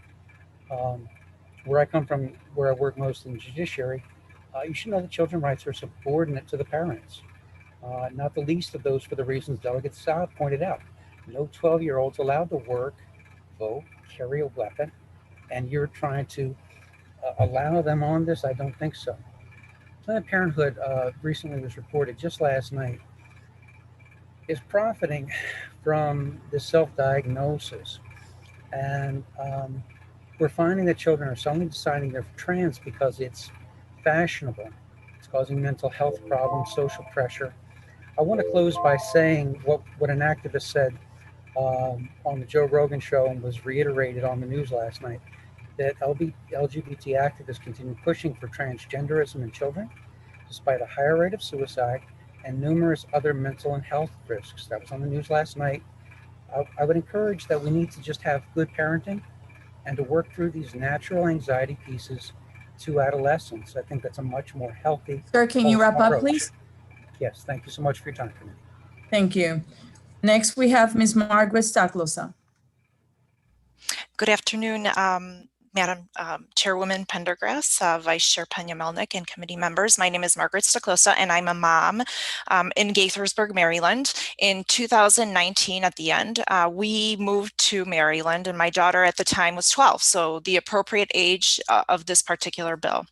And we knew that she was going to have transition issues going into 7th grade, and we had consulted beforehand with the school counselor, so she was familiar with the school counselor. And those first 2 weeks were very, very rough for her. She commenced to go into the school counselor's office pretty much every single day. And we were then obviously working with the counselor, working with her. The counselor, again, unknown to us, but we found out after a couple of weeks that she was going down the route of telling us that our daughter had depression, which obviously she did not. So her advice to us, and again, as a 12-year-old, my daughter really could not function in a capacity of an adult, could not go to the crisis center. So we were counseled to take her to the crisis center, at which point she was not diagnosed with depression. Had we not been involved, I'm not sure how this would have ended. And I'm normally a problem solver, and I don't see this bill as a solution to the problem, because the problem seems to be risk factors and seems to be a supply issue. If you look at the statistics, the Maryland counselor to student ratio is 1 to 362, whereas that should have been 1 to 250, as well as psychologist to student ratio is 1 to 1,116 versus 1 to 500 recommended by the American Psychologists Association. I ask you for an unfavorable report. Thank you so much for your time. Yeah, perfect timing there. Thank you for being with us today. Next, we have Ms. Emily Tarcell. Good afternoon. Yes, good afternoon. Yes, good afternoon, Chairman and Vice Chair and delegates. My name's Emily Tarcell, and I'm here on behalf of Health Choice Maryland, and also as a licensed professional counselor who has worked for over 30 years with children, adolescents, and families in schools, clinics, and private settings. I have always found the best outcomes for minors results from working with them and their caretakers, because a minor does not have the maturity to determine if a diagnosis or treatment is appropriate, and a diagnosis is in your chart forever. And if the minor had adverse side effects from a treatment or did not know their medical history, which might counterindicate a treatment, their caretakers would be deprived of that information and seeking appropriate follow-up and be barred from potential legal action. Now, according to the Supreme Court in 2010, quote, developments in psychology and brain science continue to show fundamental differences between juvenile and adult minds, end quote. And in the justice system, we correctly do not consider children and adolescents to be adults, because no 12-year-old has the mental and emotional maturity of an adult. According to researcher and adolescent expert, Dr. Lawrence Steinberg, adolescence continues up until age 25 because an individual's brain isn't fully formed until then. I am very sympathetic to the need to have counseling and to prevent suicide or other problems with adolescents. But there are alternate ways to do that through school systems, and doing so would also protect youth from exploitation in the marketplace. So I urge that you give HB 132 an unfavorable vote. Thank you very much. Thank you so much. We appreciate your testimony. Next, we have Ms. Kaja Harper. Good afternoon. Good afternoon, Chairwoman Pendergrass and the rest of the committee members. Thank you for giving me the opportunity to testify today. I'm also testifying against HB 132. The bill erroneously stipulates that a 12-year-old child can be determined by a mental health care provider to have the same capacity as an adult to consent to consultation, diagnosis, and treatment of a mental health or emotional disorder. Like Ms. Tarcell said, according to the NIH, the human brain does not finish maturing until an individual is in their mid-20s.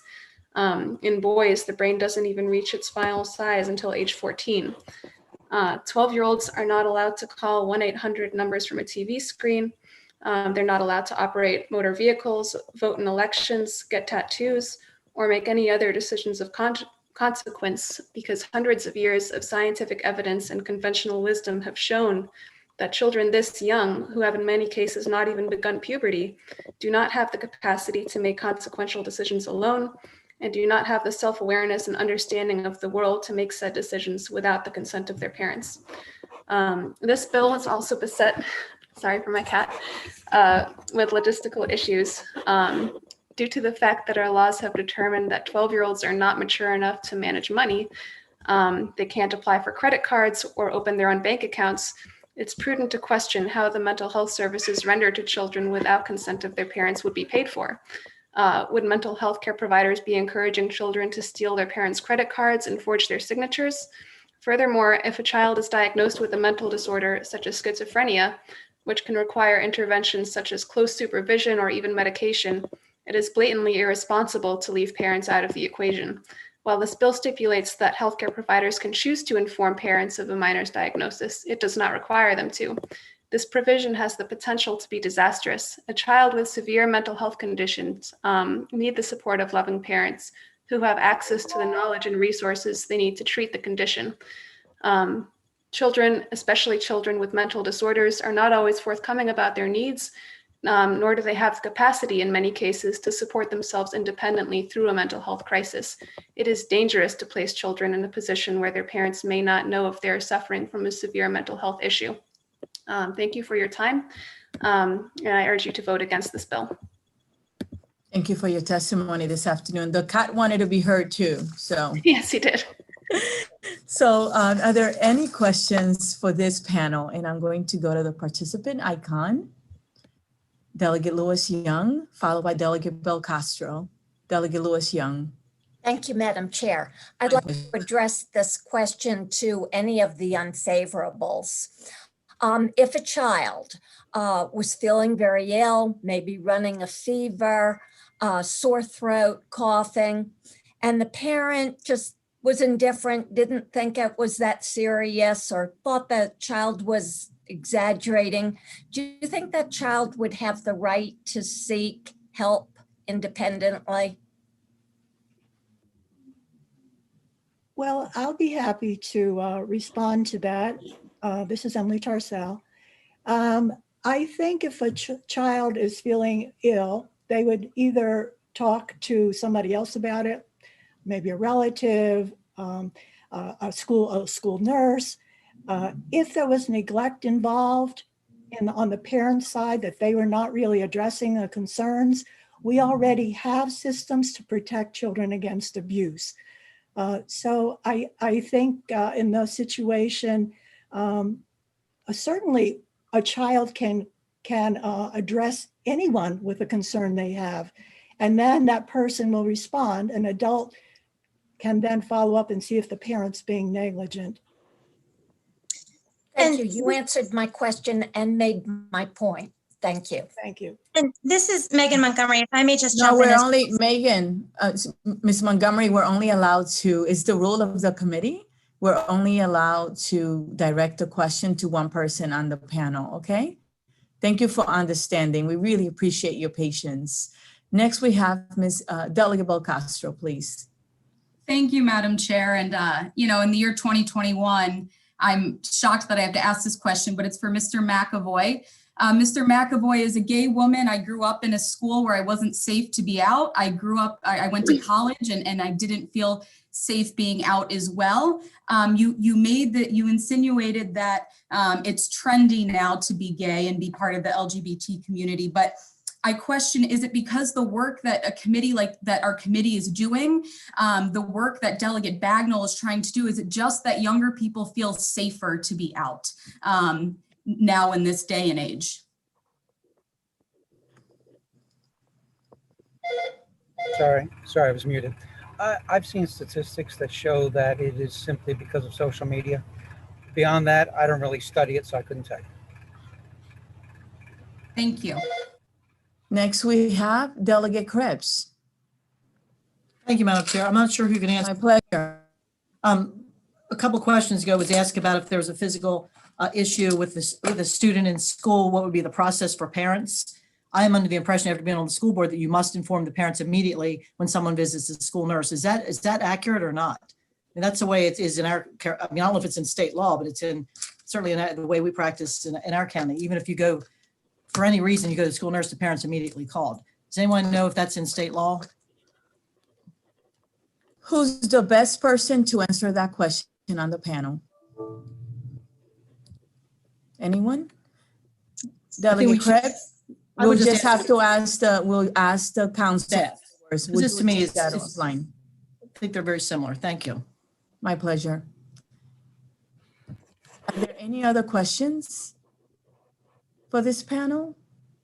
I see none. I want to thank everyone for coming, and we do value your testimony, whether you're for it or against it matters. So you have a wonderful afternoon, and this concludes the bill hearing on House Bill 132. And committee members, it is 3:12, so we're going to stop right here and take 30 minutes. So if you could be back at, well, 2 extra minutes at 3:45, please. We will start on time. And just to remind you, we have 4 more bill hearings left, okay? So thank you so much. Enjoy your little break, stretch. Thank you.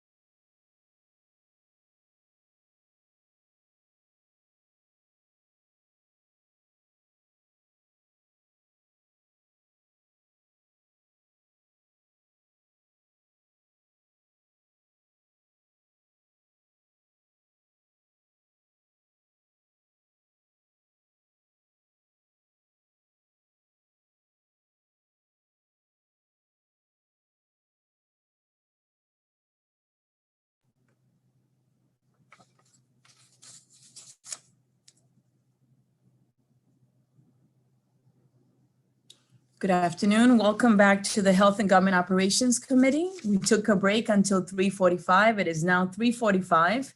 We have 4 bills left on our agenda: House Bill 537, House Bill 565, House Bill 611, and House Bill 643.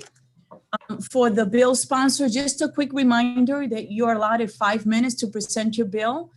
The witnesses each will be allowed to speak, 5 witnesses for 2 minutes after that. And please stay in the hearing until the delegates have an opportunity to ask you their question. And next, the witnesses will be allowed to speak for 2 minutes in opposition. For the members only, just as a friendly reminder, please ask only one question of the witness. It's only one question of the witness allowed. Now and then we may be generous and allow follow-up, but one question, please. Thank you very much. Next, we'll start with House Bill 537. Delegate Ruth, mental health law, petitions for emergency evaluation procedures. Good afternoon, Delegate. Welcome to the Health and Government Operations Committee. Oh, thank you so much, Madam Chair, members of the committee. I'm here to present House Bill 537, mental health law, petitions for emergency evaluation procedures. HB 537 is one small step towards reducing contact between individuals in mental health crisis and the police. When a person in mental health crisis may be a danger to themselves or others, Maryland law allows a mental health professional or police officer to write a petition for emergency evaluation. Under current law, a mental health clinician writing a petition must call the police to transport the emergency evaluee to an emergency facility for evaluation. That's not an option. They have to call the police. And we've seen time and again, the police are not necessarily the best people to deal with, someone in crisis. When police respond to calls for a person in crisis, it can lead to trauma or even death. Although many police departments are starting to provide training on dealing with people in crisis, a week's training cannot possibly teach the depth of knowledge possessed by a clinician who has years of training and experience in dealing with serious mental illness. Police may misunderstand the behavior of a person in crisis as threatening and react with force, possibly deadly force. 1 in 4 individuals killed by police are experiencing a mental health crisis, according to statistics from the Treatment Advocacy Center. But even in less extreme situations, police will use handcuffs when transporting an emergency evaluee, which may cause additional emotional trauma to someone already in crisis. And I just wanted to mention that this is personal to me because my mother has bipolar disorder and PTSD. She has never been taken on an emergency petition, but if she had to be taken in handcuffs in a police car, I know that it would be traumatizing to her because of her past experience with trauma, that it would aggravate that. HB 537 removes the requirement that a police officer be involved and instead leaves it to the discretion of the clinician. That's what this bill is about, discretion. The clinician is the person who knows best. They're the person with years of education and training. They should be able to make the judgment about whether to call the police or whether to transport the person themselves, or if a mobile crisis unit was available, whether to call that. I also wanted to mention quickly that we've been engaging in many conversations with stakeholders. These have been really productive conversations. We have several amendments we'll be putting forward based on those conversations. I think that we will be addressing most of the concerns and objections to some of the stakeholders. And I also want to thank the stakeholders for engaging with us in these conversations. It's been a great process. And I think that the bill is a better bill because of those conversations. And if possible, I'd like to yield the rest of my time to David Avrak, and I ask for a favorable report. Thank you. Thank you. Mr. David Avrak, you can have the delegates' time in addition to your 2 minutes. Good afternoon. Good afternoon, Madam Vice Chair, Madam Chair, respected delegates. I want to thank Delegate Ruth so much for bringing forth this measure. My name is David Avrak. I represent the Baltimore chapter of SWA, the Social Welfare Action Alliance. This is a national organization of human service providers who advocate for human rights. I'm also a social worker and psychotherapist in private practice in Baltimore, Maryland. I'm here today because SWA's allies, Black Marylanders, Indigenous and transgender Marylanders, have told us that this specific issue must be our focus.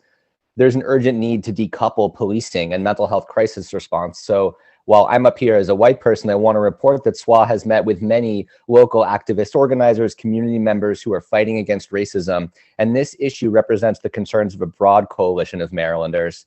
What's the future of anti-racist mental health response? In the future, crisis response will be culturally appropriate and community-based. It will be peer-led. Organizations rooted within communities will be properly funded and fully staffed, and will be able to provide conflict resolution services to their neighbors and de-escalation to individuals in crisis. That model represents a safer, dignified, and more cost-effective method of crisis response than relying on police to perform this function. One colleague of ours, Randall Leonard, who's African-American and trans-identified, has worked for years in emergency departments in Maryland and has described EP'd individuals arriving at hospitals handcuffed. Randall reports in many cases, these people are taken to a holding area and handcuffed to a bench until a physician determines whether or not they are a flight risk.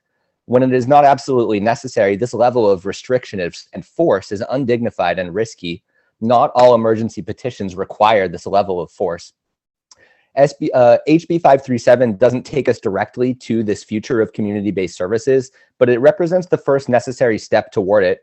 We know, for example, that police in Baltimore City are not adequately trained to respond to mental health crises. This has been a major focus of the Department of Justice's consent decree with the BPD. The good news is new curricula have been developed to address this gap, and the bad news is BPD is just starting to roll out these curricula only now, and so the need to change this law at this time remains urgent. In practice, the law will likely only have a small effect at first because it will primarily likely affect clinicians like myself who operate independently in private practice. But the reason that it's important to pass this bill now is for my colleagues who are African-American, Native American, transgender, and all those who serve clients of these minority identity groups where there is a shared understanding that unfortunately police may represent an active threat to safety. I myself am a queer person. I serve many queer clients. And I know from my own lived experience that unfortunately, I'm just not able to rely on the police to treat queer people with dignity. And the data bears this out. In my line of work, there are times when clients need to temporarily relinquish the responsibility for keeping themselves safe. It's not the fun part of my job, but it's an important part. Clinicians who are Black and or Native American, trans, and queer, we need to be able to help similarly identified clients access the emergency department without involving guns, handcuffs, and police cruisers. HB 537 will grant us this opportunity and will mark the beginning of a renegotiation on the state level in Maryland of how, as a society, we want to treat people during what might be the worst moments of their lives. As the delegate mentioned, there have been a few amendments that have been proposed, and these are making the bill much stronger. And we expect to engage in continued conversation with our respected colleagues to make the bill even stronger. For example, we want to work with our colleagues in the emergency departments who are concerned about worst case scenarios. What if an individual being EP'd becomes aggressive? That concern is really valid. I'd offer two responses. First, that this bill seeks to forestall a different type of worst case scenario, which is a police involved shooting, and that those matter a lot as well. And second, that the bill gives clinicians the opportunity to make an assessment based on their experience of whether the police really are absolutely necessary. Our colleagues at Behavioral Health Systems Baltimore, who have done amazing work to establish and expand our crisis response services, have pointed out that we need to be focusing on expanding those services even more rather than passing HB 537. I would just name that this change is needed right now because the journey to adequate crisis response is a long one. We're just not there yet. We're not going to be there anytime soon. We need to prevent further harm and loss of life to individuals in crisis right now. And we know that that risk is higher for people of color and for people who are not cisgender. For these and many other reasons, I urge a favorable report, and I'm so grateful for your time. Thank you so much. Thank you. Ms. Harriet Smith. Ms. Smith's not going to be testifying today. Okay, wonderful. Ms. Greta Willis. Hi, dear Chairperson, Vice Chair, and members of the committee. My name is Reverend Dr. Greta Willis. I am the mother of Kevin L. Cooper and the co-founder of the Kevin L. Cooper Foundation, created in my son's name. If HB 537 were in place, my son would have still been here with me today. On Saturday, August the 12th of 2006, my 14-year-old son was shot and killed by a Baltimore City police officer. Kevin had difficulty with managing his mental health since the death of his brother in a motor vehicle accident. He had been hospitalized several times in the past. The hospital programs where he was treated told me that in future crisis, I should call the police. I did what I was told and called the police when he was in crisis. I did not know there were any alternatives that would have been better. Instead of receiving help, my son, while holding a plastic dustpan, was maced, shot in my home in front of me while holding my 10-month-old granddaughter. The police made the situation worse. The Justice Department found that over a 6-year period, mental illness played a role in at least 1 of every 5 cases in which a Baltimore City officer used force through handcuffs, stun guns, and guns, for example, even if the person presented no immediate threat. Kevin was a brother, a son, an uncle, and a friend. He had just completed his first summer employment. The one bullet that penetrated through Kevin's shoulder and pierced his heart would not kill the dreams of a better society for others. HB 537 cannot bring back my son, but it will play a part in preventing children and youth in crisis from interacting with police, making it optional rather for licensed mental health professionals to involve law enforcement during an emergency petition. This bill gives healthcare professionals more flexibility to determine whether law enforcement presence is truly necessary. I urge you all to move in the right direction of a favorable vote for HB 537. It is a small but important step in a positive direction. And thank you, Delegate Ruth, for your efforts and all of you for this important cause. Thank you. Thank you, Ms. Willis. The committee is very sorry about your loss, and we thank you for your testimony today. Thank you. Next, we have Ms. Onieni Alheri, and I apologize if I did not pronounce your name correctly. Good afternoon. Good afternoon, and you did, so thank you for that. Greetings, Chair Pendergrass, Vice Chair Pena-Melnick, and all committee members. My name is Onieni Alheri. I'm an advocate living in the 40th Legislative District, and I'm also a student in the Masters of Social Work program at the University of Maryland, Baltimore, on track to become a therapist. I'm here to express support of a favorable vote for HB 537 and the removal of language which mandates involvement of law enforcement in the delivery of emergency petitions for mental health evaluations. Considering that individuals with mental illnesses account for over 25% of police-involved shootings, minimizing contact between law enforcement and vulnerable individuals in crisis is paramount to saving lives. According to a study in 2015, people with an untreated mental illness are 16 times more likely to be killed in a police encounter. For this reason, it's important for us as concerned citizens and legislators to decouple policing, just as David mentioned, to decouple policing from mental health and other social services in order to provide the highest quality of care. The same study mentioned also found that law enforcement officers spend an estimated $918 million transporting individuals with severe mental illness every year. This is money which could instead go to preventing mental health crises and supporting other social services. In addition to the just and life-saving nature of this bill, it's also fiscally responsible and requires no additional funding to implement, which will save taxpayer dollars. It's time for a change in our city and state.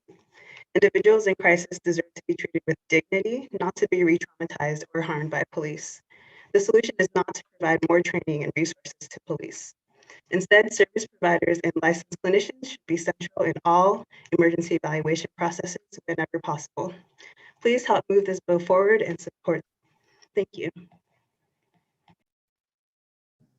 Thank you for your testimony. We have actually Mr. Michael Hillier. Good afternoon, sir. Thank you for this opportunity to testify today as a retired major with the Baltimore Police Department. And as a speaker for the Law Enforcement Action Partnership, I am here to support HB 537. This bill would allow us to improve public safety by shifting some mental health responsibilities from police to mental health professionals. During my 27 years of service with the Baltimore Police Department, I began as a patrolman in East Baltimore. I ran 911 and police dispatch. I served as an assistant to the chief of patrol and I retired as a major in the communications section. Requiring police to handle mental health issues can be a recipe for escalation. When someone in crisis sees flashing lights and a police uniform, they become more agitated. I was not surprised to see in a report from the Treatment Advocacy Center that individuals with mental illnesses account for more than 25% of all police-involved shootings.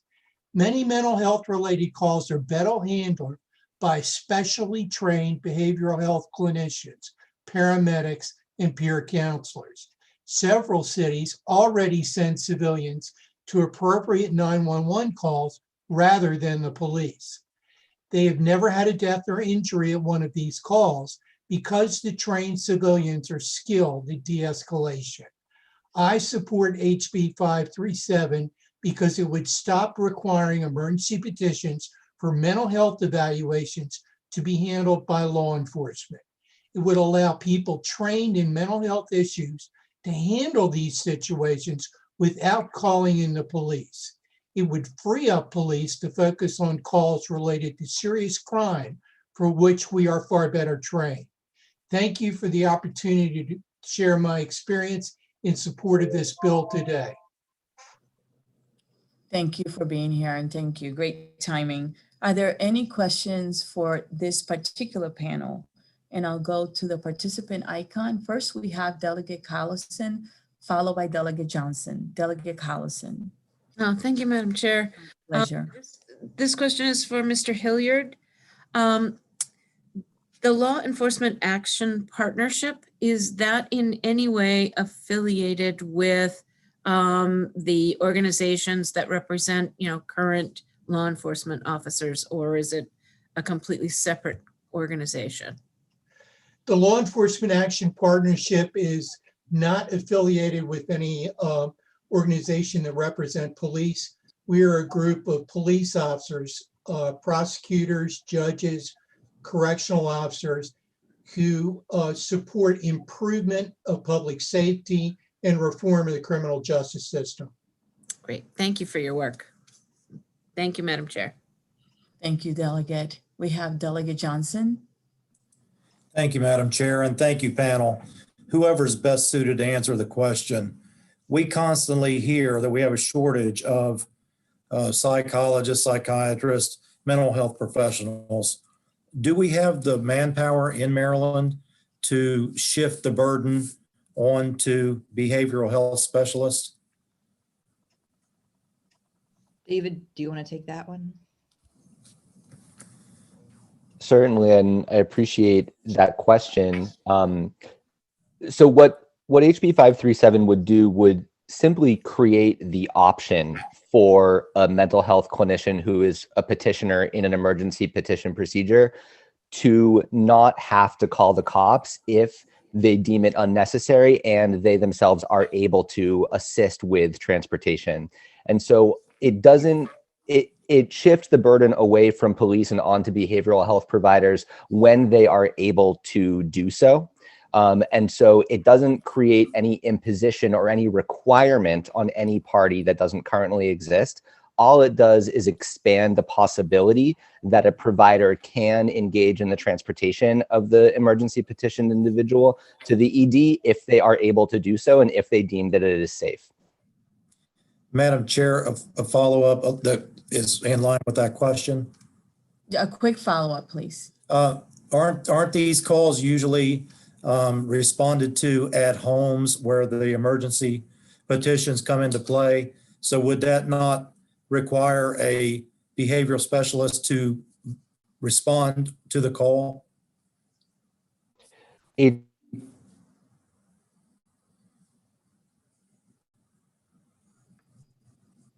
We can't hear you, sir. We're not able to hear you. Can you hear us? We're not able to hear you. Hello? Oh, I apologize for that. Can you hear me now? Yes. Thank you. To respond to the question, HB 537 deals specifically with situations where a mental health clinician is present and is the one signing off on the petition. So the situation that you're describing, where there's a family member who is trying to reach out for help during a behavioral health crisis, this, it depends on the situation. So if HB 537 is passed, and then we have a mobile crisis unit that exists in a county that is able to respond to a behavioral health crisis, then this would create the opportunity for a clinician with that mobile crisis unit to sign the petition and then make that determination. Can my mobile crisis unit transport this individual to the emergency department, or do we need assistance from law enforcement to do this in a safe manner? So all it does is just create the opportunity for the clinician to make the determination. If I'm filing this emergency petition, must I call the cops? Must I call law enforcement, or is it possible to do this without law enforcement's involvement? All right, thank you, Madam Chair. My pleasure. Thank you. Any other questions for this panel? Seeing none, thank you so much for being with us. Now we have an unfavorable panel. Good afternoon, Mr. McCobb. Hello, committee. Thank you very much. As I look at this bill, My pleasure. I see concern in some of the details that it seems that we're overlooking as we rush headlong to try and eliminate police from these type of issues. If you look at section 622B1 subsection 3, it says any other interested person. And so when we're talking, we're saying, yeah, clinicians will handle this and others will handle this. That's not what the current law says. So anyone could jump into this fray. And that is why, again, that we have a peace officer, both for the care and concern of not just the person. We are concerned about the person having the mental illness, having the breakdown, having the violent outburst, but those around that person. And that is only going to be handled by a peace officer lawfully. None of those other people can legally jump in and restrain the person, can restrain the person for transport either. Another concern that I have is the issue of perjuries being stricken from this. Perjury is a big issue. You're making a claim, and we actually do have laws. Sadly, they don't get used enough, but we do have laws for filing a false report. And so when you get the police officer involved, that issue arises. And also, that is an issue where we're given context, and the person can give the professional insight as reporting to the calls of violent individuals, criminals, and just people are having a bad day. In closing, what I want to say is that the perjury is an issue, and I don't think that we're going to have people looking after these folks after 6 hours, and that timeline that's in the bill, that's a concern. I thank you for your time. Thank you for your testimony today. Are there any questions for this particular witness? Seeing none, thank you very much for your testimony today. And this concludes the bill hearing on House Bill 537. Thank you, Delegate, for being with us today. Next, we have House Bill 565. Delegate Charkoudian, we have health facilities, hospitals, medical debt protection. Good afternoon, Delegate. Good afternoon. Thank you. Madam Chair, Madam Vice Chair, for the record, Delegate Lori Charkoudian speaking, asking for a favorable report on House Bill 565. It's a medical debt protection bill. And you saw this last year. There's been some changes. I've worked with a number of stakeholders over the interim, but last year I shared with you why I believe this was so important. Bottom line is that people shouldn't be facing financial ruin because they got sick. And that remained a concern, but it became even more stark to me during the pandemic. This took on new meaning when I had a conversation with a constituent whose wife was so sick that the public health nurse had told them they should go to the hospital. And he was so afraid to go to the hospital because he knew about a cousin of his who had ended up with so much debt that he was struggling to get out of. And so here he was in a public health emergency being told to go to the hospital and questioning whether or not he should because of the financial situation. Fortunately, he was speaking to me and I managed to help him get the financial assistance he needed. But the fact that that would be out there as an idea, that people would question whether they should seek medical care because of the financial burden they may end up with, is terrifying. And so this bill is both about protecting people who get sick and end up with debt. It's also about making sure that people who get sick and need to get themselves assistance aren't afraid to get that help because of a fear of medical debt. And so what this bill does, you'll hear more from people today about the impact of debt collection. You'll also hear and you'll see some of the testimony about the importance of the total cost of care model and the need to make sure that hospitals can in fact collect on their bills. And what I think that we have here is a very clear common sense, sort of balanced approach that says, yes, absolutely, we need hospitals to be able to collect from insurance companies and from self-pay individuals who have the ability to pay. Absolutely. But within the context of how hospitals collect that money, we need to have some guardrails. And we have some, we sort of have minimal guardrails right now, and we need to strengthen those guardrails. And that's really what this bill does. It doesn't prevent collection of debt. In fact, it creates some outlines that I believe really help support the hospitals to be working in partnership with the patients to find ways to support them to pay their bills, such as payment plans.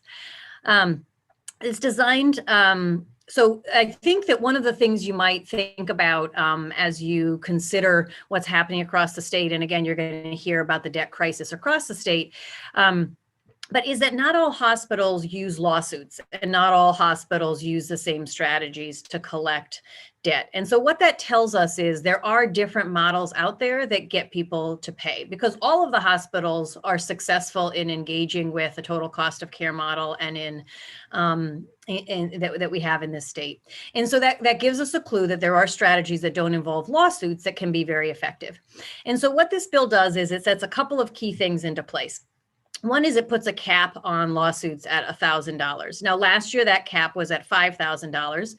We did spend a lot of time with the Hospital Association. We made some compromises. One of those compromises was to bring that cap on lawsuits down to $1,000. What I want you to think about when you think about a lawsuit under $1,000 is a couple of things. First of all, if you owe a hospital $250 and you don't have that to pay and a hospital is taking you to court, that is massive for you. You being dragged into court for $250, that means you're taking off from work. It's traumatic, especially if you're still overcoming, if it's a long-term illness. Whereas for the hospital, $250, if they're already sending a lawyer to court with a whole list of cases to process, not throwing on another case for $250 does not have a significant cost.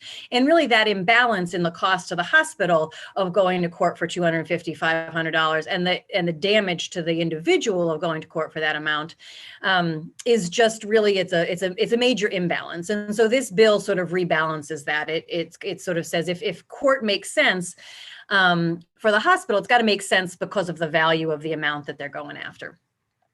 It also adds protections in terms of protecting liens on homes. We don't want people to become homeless because they got sick. Protecting wage garnishment. We want people to be able to pay their other bills as well. And protecting from body attachments. In terms of process, I do want to say, as I mentioned, we worked with the Attorney General over the summer as well. So I know that these are complicated areas of law where federal, state law all play out. And so we wanted to work closely to make sure that we had a bill that was tight in terms of being consistent with federal and state law. We also worked with the Hospital Association. As I said, we made a number of changes based on their requests. I know they still have concerns. I remain open to working with them. And finally, I want to thank Delegate Cullison, who really was also very helpful in these conversations and helping us think through how to support, how to improve the bill. And I remain open, as always, to continue to work with all of the stakeholders and with members of the committee who have suggestions on how to improve the bill further. Thank you. Thank you so much for your work and for your testimony today. Next, we have Ms. Amy Hennon. Ms. Hennon, good afternoon. Good afternoon, Chair Pendergrass, Vice Chair Pena-Melnick, distinguished members of the committee. thank you for the opportunity to testify in support of this bill. My name is Amy Hennon. I am the Director of Advocacy and Financial Stabilization at the Maryland Volunteer Lawyers Service. MVLS is the oldest and largest pro bono legal services provider for Marylanders of limited means. MVLS assists Marylanders facing debt in many ways, but the two biggest ones are that I'll mention that in the last 20 years, we've assisted more than 8,000 folks that were seeking help for bankruptcy. About 30% of those folks indicated medical debt being a significant factor in why they were filing. And then the other is a clinic that we run in Baltimore City on the district at the district court, where in an average year, we normally serve over 400 people.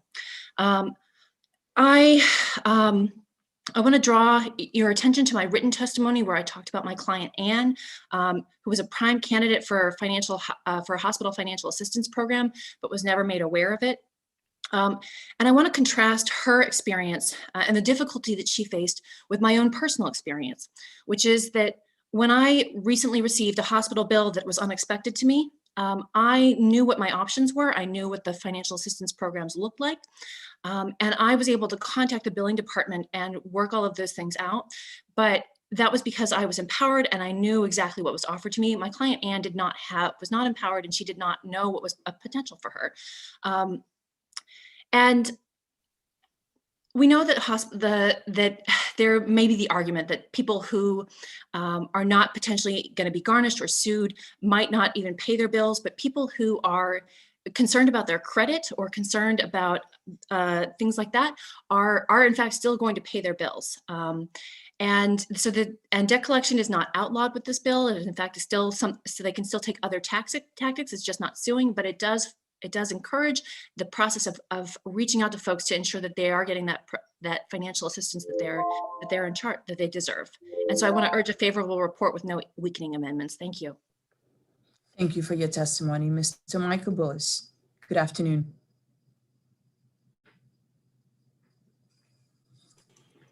Hello, my name is Bridge Dumais. I'm the chair of End Medical Debt Maryland. Excuse me, ma'am. Excuse me. 1 second, please. Melissa? Sorry, the next witness I think is Nick Mastras. Okay. Thank you so much. Good afternoon. Good afternoon, Mr. Nick Mastras. Good afternoon. Will you be so kind and get started? Thank you, Madam Vice Chair. Good afternoon, Chair Pendergrass and members of the committee. My name is Nick Mastras, and I'm a resident of Harford County, District 7. I'm here to speak in support of HB 565. I've seen firsthand the devastating impact of medical debt can have on just one family. I've lost both of my parents to severe medical conditions. I love and miss them both every day. Although my parents have passed, I'm here to seek justice for families like my own, still struggling under the burden of medical debt. My father was diagnosed with neurosarcoidosis in 1992, a chronic, painful, and debilitating disease. He endured treatments for over 15 years at various hospitals, including Boston General and Johns Hopkins. My mother raised my two brothers and myself, working full-time, usually 2 jobs, and managing my father's treatment on top of all the bills. Even after we lost my father in 2007, the bills for his medical treatment continued to roll in. I saw the stress overtake my mom's every waking moment. The most devastating shock was when Boston General, where my father stayed for just 3 days, filed a lawsuit and placed a lien against our family's home. After my mother passed 2 years ago, we began to sort through the estate. We learned the original lien placed on our home for $6,000 had now quadrupled into $26,000 in interest and late fees. How is this right for hospitals to profit off of sick and dying people? Why is it okay for hospitals to take families' homes? We had no choice but to sell our home, which my parents had worked so hard for, so we could move forward free of the debt that had haunted our family for so long. But when my brothers and I were forced to sell our family's home, we were also forced to leave all the memories of our parents it had carried in it with as well. The bill being heard today would have prevented Boston General, now Upper Chesapeake, from placing the lien that ultimately forced us into selling our home.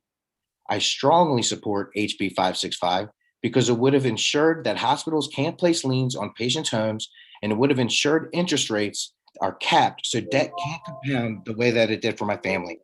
No family deserves to go through what we did, and no family should lose their home because of medical debt. I respectfully ask the committee for a favorable report, and thank you so much for your time. Thank you for your personal testimony. We appreciate it.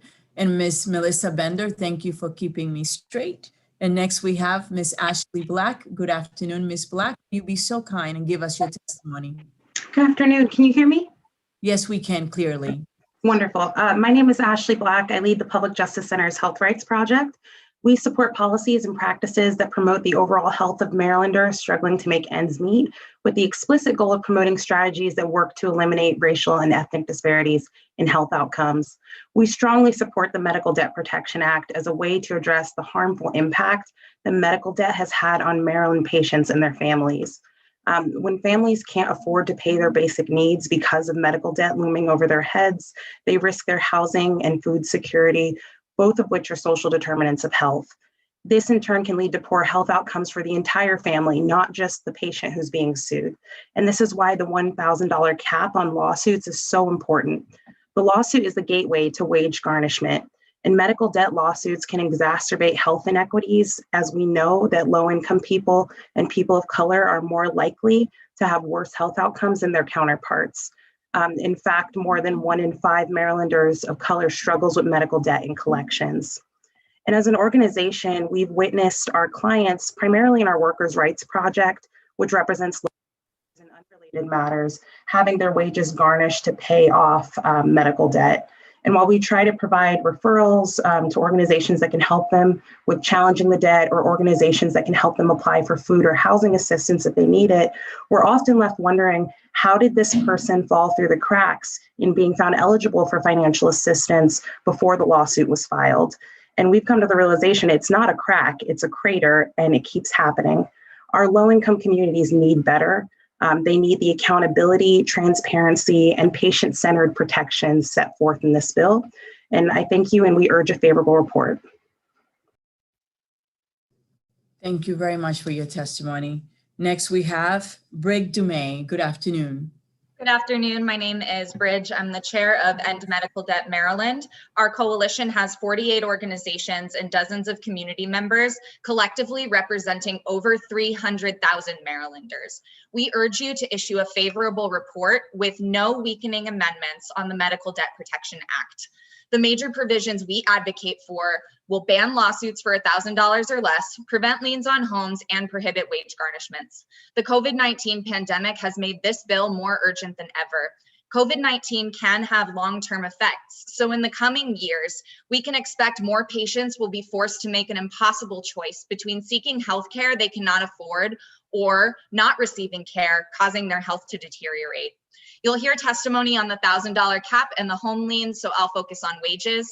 Essential workers who work for Walmart, Home Depot, Johns Hopkins Hospital, University of Maryland Medical System, Maryland State, the Post Office, public schools, and the former Peninsula Regional Medical Center are most likely to be sued and have their wages garnished for medical debt. Between 2009 and 2018 alone, over 37,000 garnishments were sought by Maryland's nonprofit hospitals. Garnishing essential workers' wages, especially during a pandemic, is unacceptable, particularly because essential workers are at higher risk of contracting COVID-19. Wage garnishment is punitive. Not being able to afford basic necessities due to lost wages can cause workers to lose their jobs. It's hard to remain employed while struggling to afford housing, transportation, and food. Losing a job leaves no wages left for hospitals to garnish and creates devastating impacts on the patients' lives that cause or worsen a cycle of poverty. Please protect essential workers from predatory medical debt lawsuits and punitive wage garnishments by voting yes on HB 565 with no amendments that water down the bill. Thank you.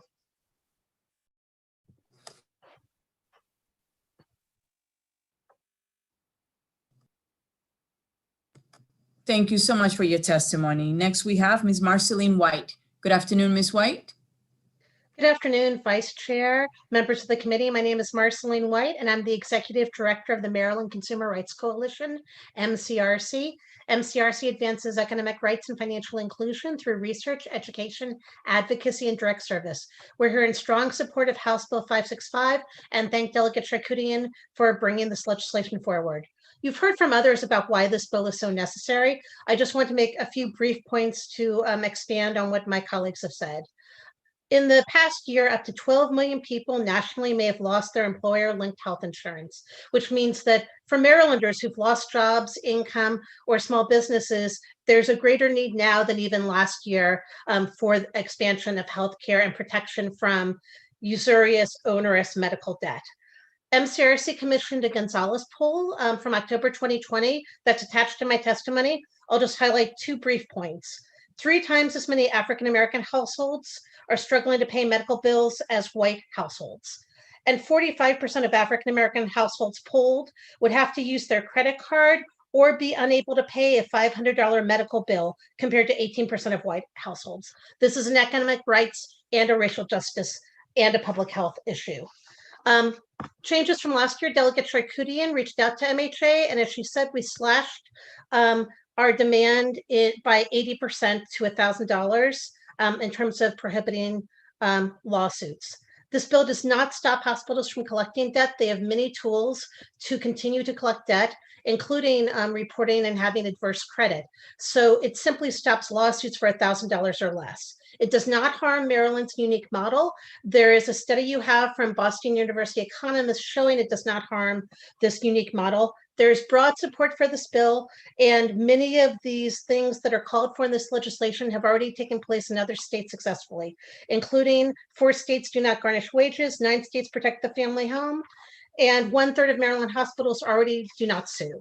For all of these reasons, we believe this is the right time to enact strong protections for Maryland families, and we show there's broad support for this. So I urge you to pass HB 565 without any weakening amendments, and I thank you for your time, and I'm happy to answer other questions. Thank you so much for your testimony today. Next, we have questions for this panel. We have Delegate Shalega, followed by Delegate Kipke. Good afternoon, Delegate Shalega. Hi, thank you so much.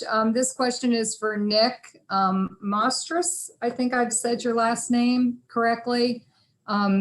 Thanks for being a District 7 resident. I'm glad you pointed that out. So Falston General was a hospital before I took office. I'm sorry about your parents passing. When the bill was transferred, did it go to Upper Chesapeake? Is that where it went? Actually, no. Falston General, I'm pretty sure Falston General, if I remember correctly, was the original lien on the home. Huh. And they were, because they haven't been a hospital in, gosh. Since I was a child. Yeah. They weren't, and they still had a lien on the house. They did. Yes, ma'am. That's okay. I'm very sorry for your loss. Thank you so much. I appreciate you guys all hearing me. Thank you so much. Thank you. And the committee, sorry for your loss. Thank you. We have Delegate Kipke, followed by Delegate Bagnall. Thank Good you. afternoon, Delegate Kipke. To Marceline, you referenced this report that you emailed us about from Boston University. And my question for you is, in the report, it states a threshold on lawsuits might change patients' behavior. Some patients may stop paying bills if they know the hospital will not be allowed to sue them. So if there's an increased number of people who just say, I don't need to pay, that adds those dollars gets added to other people's costs for insurance. My question to you is, in your understanding of that study, why do you think that statement isn't important? Thank you, Delegate, for the question. I think when you look at the totality of the study, and I'm not an economist, I don't know if the economist is still here to answer that in more depth when for information.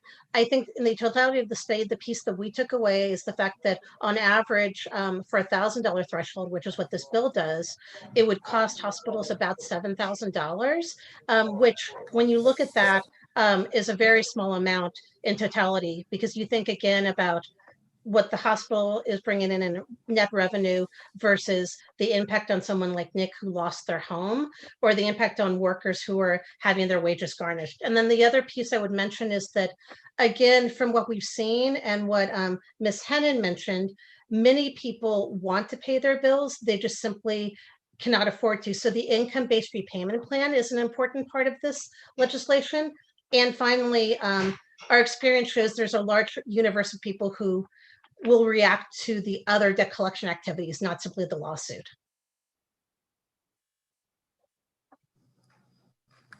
Thank you. Thank you, Delegate. Next, we have Delegate Bagnall, followed by Delegate Krebs. Delegate Bagnall. Thank you, Madam Chair, and thank you to the bill sponsor. This question is actually for Ms. White.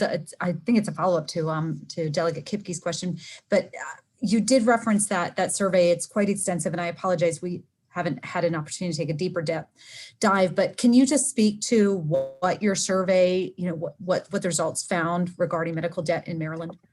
Sure.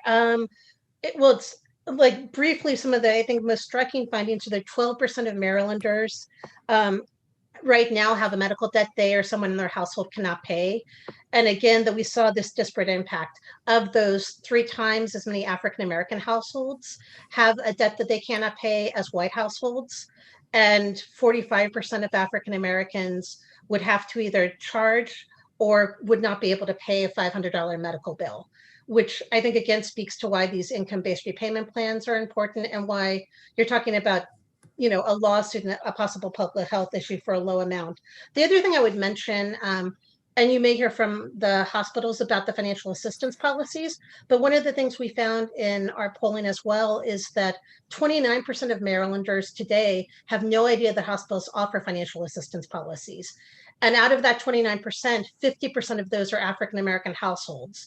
So even though we have financial assistance policies, 50% of the African-Americans surveyed in our poll had no idea they existed.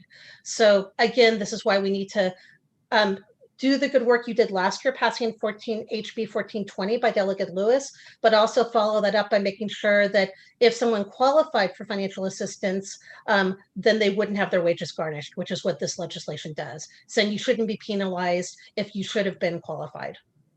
Thank you. Thank you very much. Thank you, Madam. Thank you. Delegate Krebs. Thank you, Madam Chair. And this is why you answered a couple of my questions. I can tell you, I always say I get polled. I was a part of this poll last year when they did in October, and I was very interested in it being on this committee. And I printed it out and I just read it. And it was when I took the poll, I actually argued with the pollster because they weren't giving us all of the information. It was just simplistic questions. Would you take the last $500 out of somebody's bank account to pay big hospitals medical debt, or 500? And I'm like, wait a minute. So the poll, it was very interesting to me how simplistic it was. But you brought up a very good point, and I'm seeing that in the results of this poll. The first thing I did not know is the source of medical debt that they're unable to pay. 58% said the debt was derived from an outpatient visit. So that would not be included under this bill. I'm assuming that's right. That's correct. Only 14% said the bills resulted from a hospital stay. So just let's put that in perspective. It would just be solving a little bit of the problem. But the point that you just made about overall, so many people were not aware that hospitals already provide free care and reduced cost care for low-income patients. My question to you, given this information, I'm really looking at it, it seems like many people are not aware of working with the hospital, and it's their responsibility to work with the hospital, pick up the phone, call the hospital. So how would we better educate people, or can we use that? I mean, it's only going to handle 14% of this medical debt. The rest is with private payers. But how do we encourage people to take the responsibility to pick up the phone and work with a provider and figure out how to have a payment plan or check the bill or something else, instead of having it hanging over their head and then years later have some huge lien on their home? I mean, how do we educate people to work with their providers? Delegate, thank you so much for that question. I mean, again, I think as you know, the legislation that Delegate Lewis sponsored last year does go further in terms of putting some certain criteria in place about how to educate people and more notice requirements.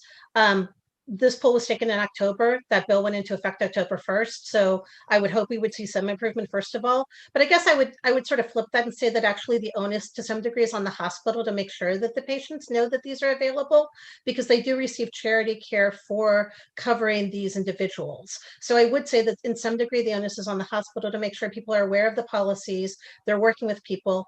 And there is testimony, I believe, from a Miss Ashley Esposito in the bill file, who actually reached out to the hospitals. When she got a bill, she has insurance, but she got a $2,000 bill that was unexpected. She reached out to the hospitals and they wouldn't speak to her. They'd already sent it to debt collection. And at that point, they would only talk, they said she could only talk to the debt collection agency, who, again, she said made her feel terrible. So I think there's a systemic issue there. Even when you have insurance, a lot of our working families can't handle an unexpected $1,000 or $2,000 bill. And again, that's where the payment plan would come in. If the hospitals worked with people to create income-based repayment plans, this would resolve a lot of the issues, and then we would see fewer lawsuits. But we still need to make sure, again, like Mr. Mostris, no one loses their home. No one has all of the savings account in their bank, all their savings accounts wiped out because of a medical bill because they sought treatment, because that's just going to deter people from seeking treatments later, which is a huge complication now. And just for the record, when they did ask the question about surprise billing, I did say that I was in support of trying to eliminate surprise billing. That's another bill for another day. Exactly. Thank you. I thank you very much. Thank you. Thank you both. Next, we have Delegate Collison. Thank you, Madam Chair. Delegate Charkoudian, you're not on my screen, have you had an opportunity to see the recommended amendments by the HSCRC? And if so, are you, do you have a position on them yet, or are willing to work through them? Thank you, Delegate Carlson. Yes, I have, and hang on, I'm just trying to see. I do have them here. The short answer is yes, I am willing to work through them. I think that I think some of them we can work through. Sorry, I'm not able to put my hands on it right this second, but I think most of them we can work through. I remember that there was one, for example, that suggested that they, might not be the right people to establish a system for how to determine what people's income was for the purpose, if there wasn't a tax return for the purposes of the payment plan. I do think that would need to be them, or we would need another agency. We do need somebody to establish that kind of thing. So I think in looking at it, I think a lot of the issues they raise are reasonable. Some of them are just clarification that I think is perfectly fine. And then a few of them, I only just got this yesterday, but so a few of them I would just want to talk to them more about to understand what their concerns are. But I think that overall, they're really technical fixes, and I think we can make them. And their position is listed as favorable with amendments, correct? HSCRC? I think it's Yes. informational. Is it? Isn't it? It's letter of information with amendments is what mine Letter of said. information. Okay. All right. Thank you very much. Any other questions for this panel? Seeing none, I want to thank Mr. Mostris and the rest of the panel for testifying today. Thank you for sharing your personal story. Again, sorry for your loss, and have a blessed evening. Next, we have an unfavorable panel, and that is Ms. Jennifer Witten from the Maryland Hospital Association. Good afternoon. Will you be so kind and please give us your testimony? Good afternoon, Madam Chair and committee members. Jennifer Witten here on behalf of the Maryland Hospital Association in respectful opposition of House Bill 565. I really appreciate a lot of the testimony today and would point out that hospitals agree that we do not want any patient to not seek care due to financial considerations. In fact, we try to make every effort, as we shared in a briefing last November, both with the hospitals and with other organizations, to reach out to patients to ensure that they have financial assistance and fair payment options. This committee, as you recall, passed comprehensive legislation last session that really extended out financial assistance, increasing free and reduced care, and extending out notifications. And I just want this committee to know that this space is highly regulated. We work with HSCRC, and hospitals are audited each year on these practices, but we do understand that there are communities that may be fearful of reaching out, and there's more work that we can do in reaching out to communities. Over the interim, this committee had asked us to work with hospital members as they were responding to the pandemic to better understand the best practices related to billing practices. We also looked at last year's legislation and looked at how we can align efforts to make sure we're meeting federal requirements, state requirements, and how potentially we could get to consensus on some of the reforms. We had several meetings with the sponsor, and thank you, Delegate Collison, for your time. Unfortunately, the bill before you did not include many of the provisions that we thought we had agreement to, and many of the provisions that we clearly said that we had concerns on. I won't go into many of those concerns, but I know you've received a few letters from state agencies, HSCRC, the MIA, the Medicaid Department, pointing to the fact that this will have an impact to uncompensated care and our total cost of care model. We are committed to this issue. We appreciate the committee's consideration. You have my full testimony. We think that we really need to look at this issue, consider high deductible health plans, and really look at what's driving this issue. So with that, we'd ask an unfavorable report with this bill. Thank you, Madam Chair. Our pleasure. Are there any questions for this panel? We have Delegate Carr, followed by Delegate Chisholm, followed by Delegate Bagnall. Delegate Carr. Thank you, Madam Chair. Thank you to the sponsor, to all the witnesses. So my question is to the Hospital Association. I appreciate your efforts to work with the sponsor. So the question is that what specifically did you disagree on last year that you are now willing to accept? So thank you, Delegate Carr. I appreciate that that question. It's pretty complex, knowing that the bill has many provisions within it. If I can speak to quite clearly some of the concerns around thresholds, I think you heard testimony today that reference perhaps putting thresholds on legal actions, but there's also thresholds on our ability to actually collect. There are a number of other technical amendments as well, or issues within the bill, and some of the proposed process in terms of appeal and payment plans. Where we did find consensus and we thought that there was some mutual agreement was related to payment plan options in particular. That's an area that we thought we could come up with really a sound approach by working with HSCRC. All Maryland hospitals use payment options based on patients' circumstances. And in fact, at any point, if their circumstances change, as we know the pandemic, many people are losing their jobs or insurance, they can work with the hospital at any point, even after they've established a payment plan, to establish a new payment plan and apply for financial assistance. In particular, another section within the bill would allow hospitals or require hospitals to halt any actions based on an appeals process.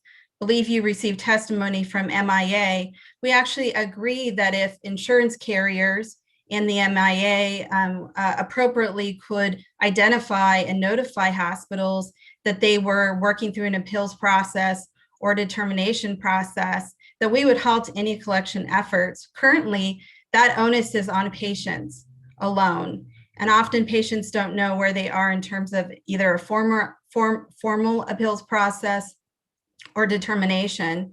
And so I believe the MIA has pointed out that we need to think about current laws and a better approach to that. We did offer some language to strengthen that provision. So that's just a couple of examples within the bill where we, one, thought that we could move this issue forward.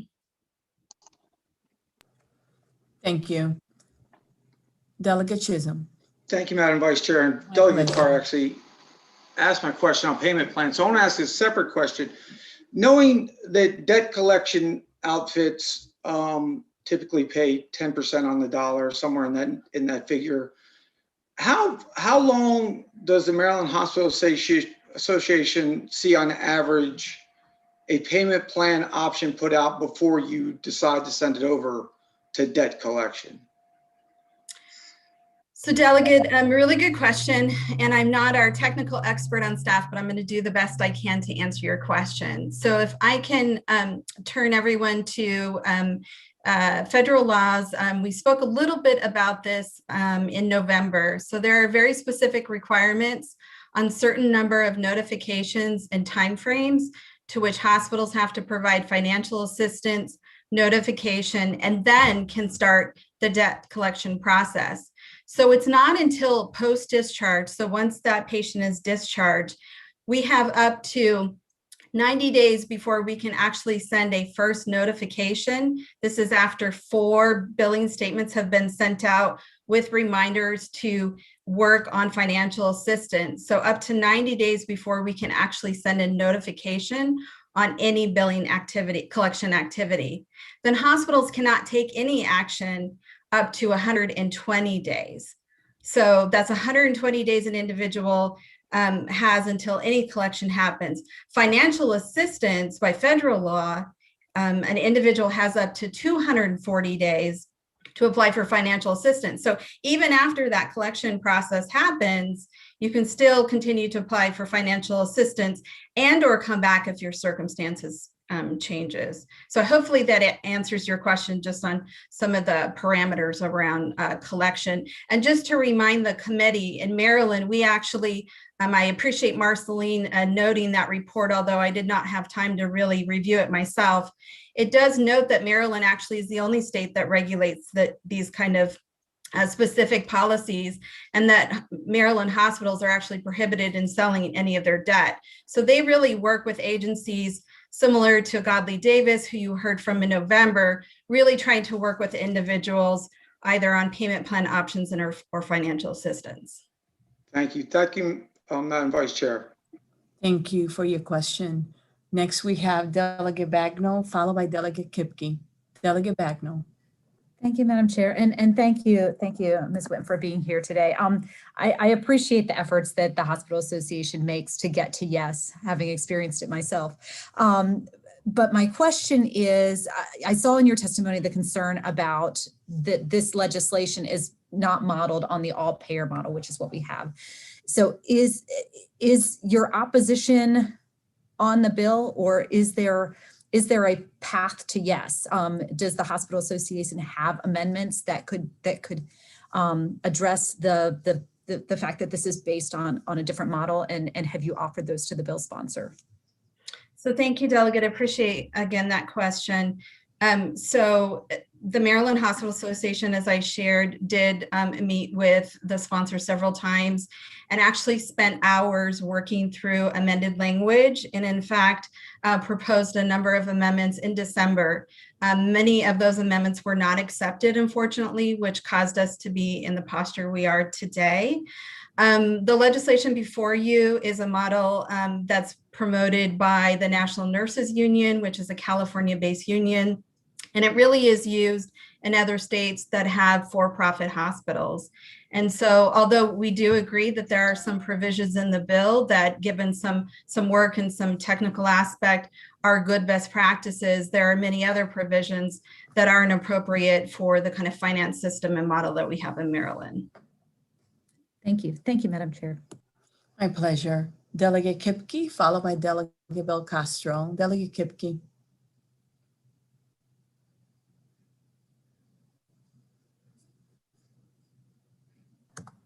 Okay, Delegate Belcastro. I'm here, Madam Chairman. Oh, sorry. Sorry, I forgot to press unmute. It's okay. It's been a long day. Yeah. Thanks for your patience. I referenced in an earlier, that report from some economists in Boston that said in the report that's used to argue for this, that they note that it would spur more people to not pay their bills if they knew it was their legal right to not pay the bill and not face serious consequences. And the response was that they think it only cost about $7,000. And knowing the nature of volume and cost, I'm just curious if you have any perspective on that, because, you know, $7,000 seems like a drop in the bucket. That doesn't seem to line up to what I would expect. Jennifer Witt. So Delegate Kipke, thank you for that question. And again, I'm not an economist, so I'm not going to pretend that I am. However, I do question the math in the report. Simply put, Maryland hospitals submit claims roughly around 6.5 million claims per year. And so if you just take that number by itself, of course, those claims can average probably between $100 and $1,000, and a variety in between. But what we can't predict is by putting some kind of a threshold on collection and legal action, what those behaviors will be. I think it's pretty indicated in both the Department of Health and HSCRC's testimony that we can anticipate uncompensated care increasing, because we know that individuals there will be a number of individuals who likely will not, pay their bill. So we'll have to write that off to bad debt. And I think that's a fundamental question for this committee. If that's the posture and the policy we want to consider, then we have to think about, the financial implications, the implications to the model. So we purposely build in uncompensated care and free care into our funding mechanism. But if we increase those prices, then we impact the model and we increase health plans, and overall we increase the cost of services for patients. So unintended consequences, I think we really need to have folks who know the Maryland model. It's very complex, to really think about what the implications are. Thank you. Thank you, Delegate. Next, we have Delegate Bill Castro, followed by Delegate Collison. Delegate Bill Castro. Thank you, Madam Chair. It's my understanding that a number of hospitals in Maryland, they don't file lawsuits against their patients. And so my question is, what are these hospitals doing differently? And if these hospitals are able to do this, why can't all the hospitals in Maryland do it? So Delegate, good question. I appreciate that question. So couple thoughts to think about to that. So what I would say is hospitals don't take legal action lightly. It is really their last sort of effort in terms of collecting debt when someone's identified to potentially pay that debt. Sometimes it's purely the fact of being able to submit a letter to say that there may be legal action, that often individuals will respond to the hospital and work with them. We do have a number of hospitals who serve different patient populations. So I think hospitals sort of look at that unique approach where we have some institutions who have, individuals who come from overseas to provide care, and we've got other institutions that provide care for our most vulnerable populations. So they really use a variety of strategy. But what I'll say is, really working with individuals on financial assistance and making sure we have fair payment options is really the incentive for all Maryland hospitals. I'm not sure that addresses the question, but we can take it offline and I'll follow up. Thank you. You're welcome. Thank you. Thank you so much, Delegate. We appreciate that. Next, we have Delegate Collison, followed by Delegate Hill, followed by Delegate Young. Delegate Collison. Thank you, Madam Chair. And I wanted to thank you, Jen, for being there and spending a lot of time with us. I mean, I know we've still got some things to work out, but I appreciate all your efforts. I wanted to be clear that I did perhaps suggest and misrepresent HSCRC's position. I'm sorry, I was looking at two different things, one that said one thing and the letter that said another. HSCRC testimony is a letter of information with amendments. So Jen, I think, well, I know it doesn't go as far as we'd like it to go. How do you feel about the amendments that HSCRC has presented? So Delegate Colson, good question. I hesitate to remark on the agency's amendments. However, I understand that I think there are current laws on financial hardship. And when we go through determining Medicaid or other financial assistance, there are a number of documentations required. So I think that there's something that we can look to. I think the HSCRC could be very helpful, in fact, in setting up sort of a process in terms of having fair payment plan options. So I do think that they have some expertise in that space. Perhaps they're hesitant to provide expertise on, again, what documentation one would use for financial assistance. We probably could look at other sources, but I do think they have some expertise. As it relates to some of the reporting requirements in the bill, should the bill move forward, we think, that's new reporting requirements, but that's good information that the commission is looking at also through financial assistance. The bill that passed has a study as well. Thank you. Thank Jen. And thank you, Madam Chair. You're welcome. We have Delegate Hill. Thank you, Madam Chair. Ms. Whitten, thank you for working with the bill sponsor. I have a question and then a request. I'll give the request first. The request is that if you're able, if you could get together some data and give it to the committee on your members, what percentage of what goes to collection gets collected before the first interest payment and late payment, and at each step and before they go to court. And once they go to court, how does that change the success of collecting? What percentage are collected at that point? And the question is, you talked about the uniqueness of Maryland's model. So can you explain when a patient doesn't pay their bill, 120 days or 6 months, whatever goes by, and the hospital sends that on, does the hospital not report that to the state and get compensated? And if the hospital was later repaid by going through court, do they pay that money back to the state? How is that money handled, since our system makes hospitals whole for the debt that's not collected, or for the debt that patients leave them? So Delegate Hill, I will probably have to get back to you on the specifics of that, but if we can just think how the Maryland model works, we go through that global budgeting revenue process, right? So every year hospitals report on their kind of operating expenses and other information, which would include medical debt. I would have to defer back to some of our colleagues who work in that space, but I'm sure that there's a mechanism in terms of quantifying sort of the bad debt, which would be more, debt that would be written off versus an uncompensated care, which is more that financial assistance and charity care. So there's, I'm sure, complicated formulas in which hospitals report that debt, but happy to follow up with you to get you the specifics on that. Thank you. Thank you very much, Delegate Hill. Are there any other questions for this panelist? Seeing none, thank you so much for your testimony today. And I would encourage you to please continue to work with the sponsor of the bill, okay? Thank you, committee. Appreciate your time. Our pleasure.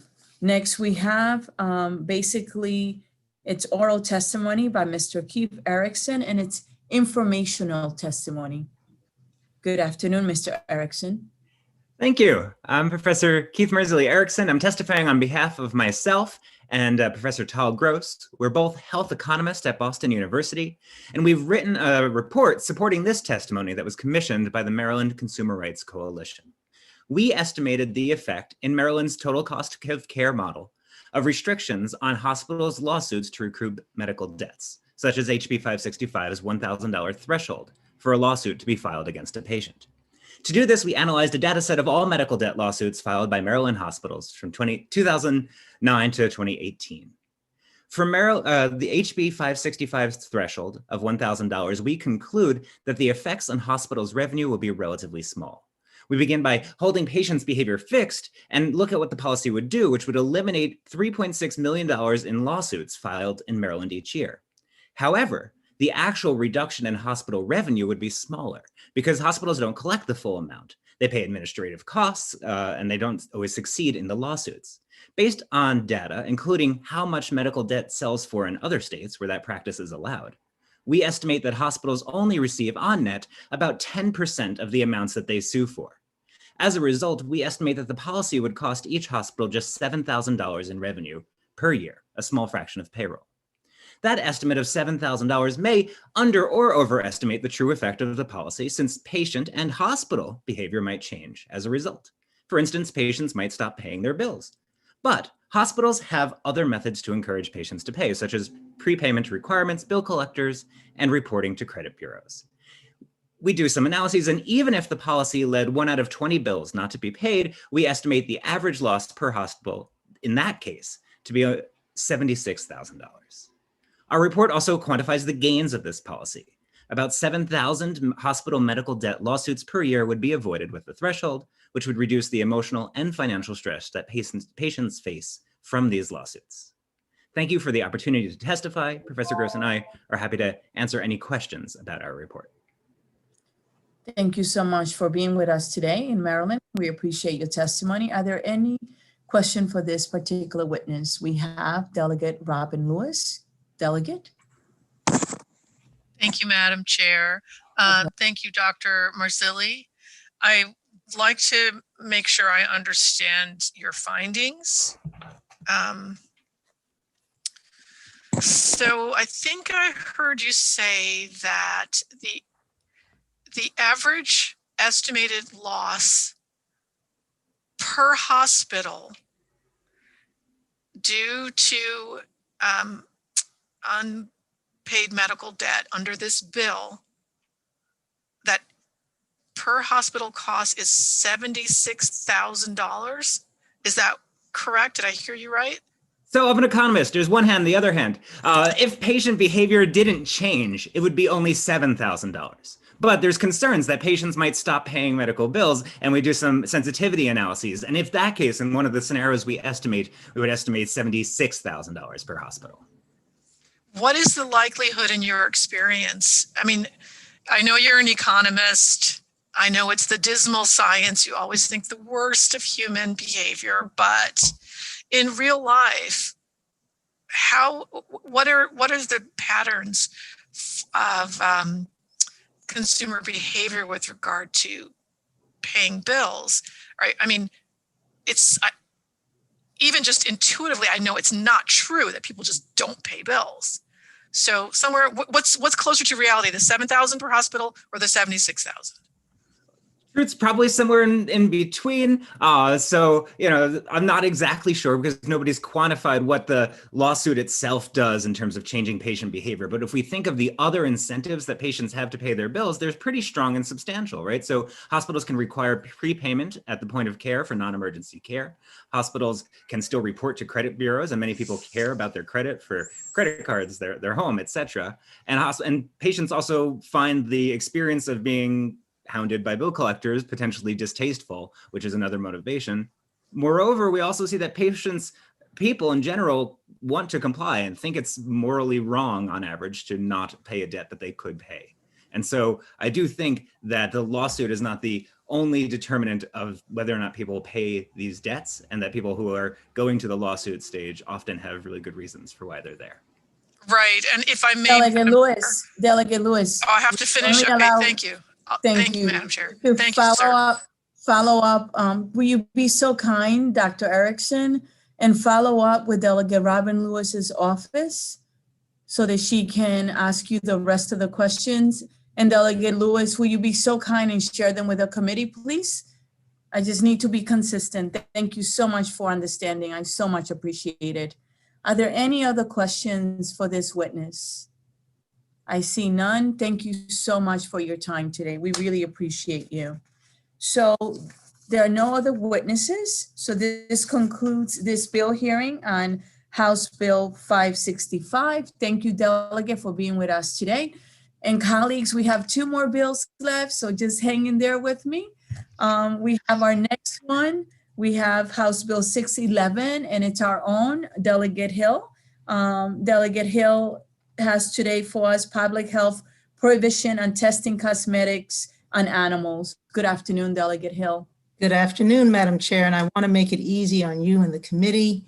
I see no opposition to the bill, so I would ask that we go immediately to a vote and approve HB 611, which closes the loop on prohibiting, with a few exceptions, the sale of cosmetics for which animal testing has been done.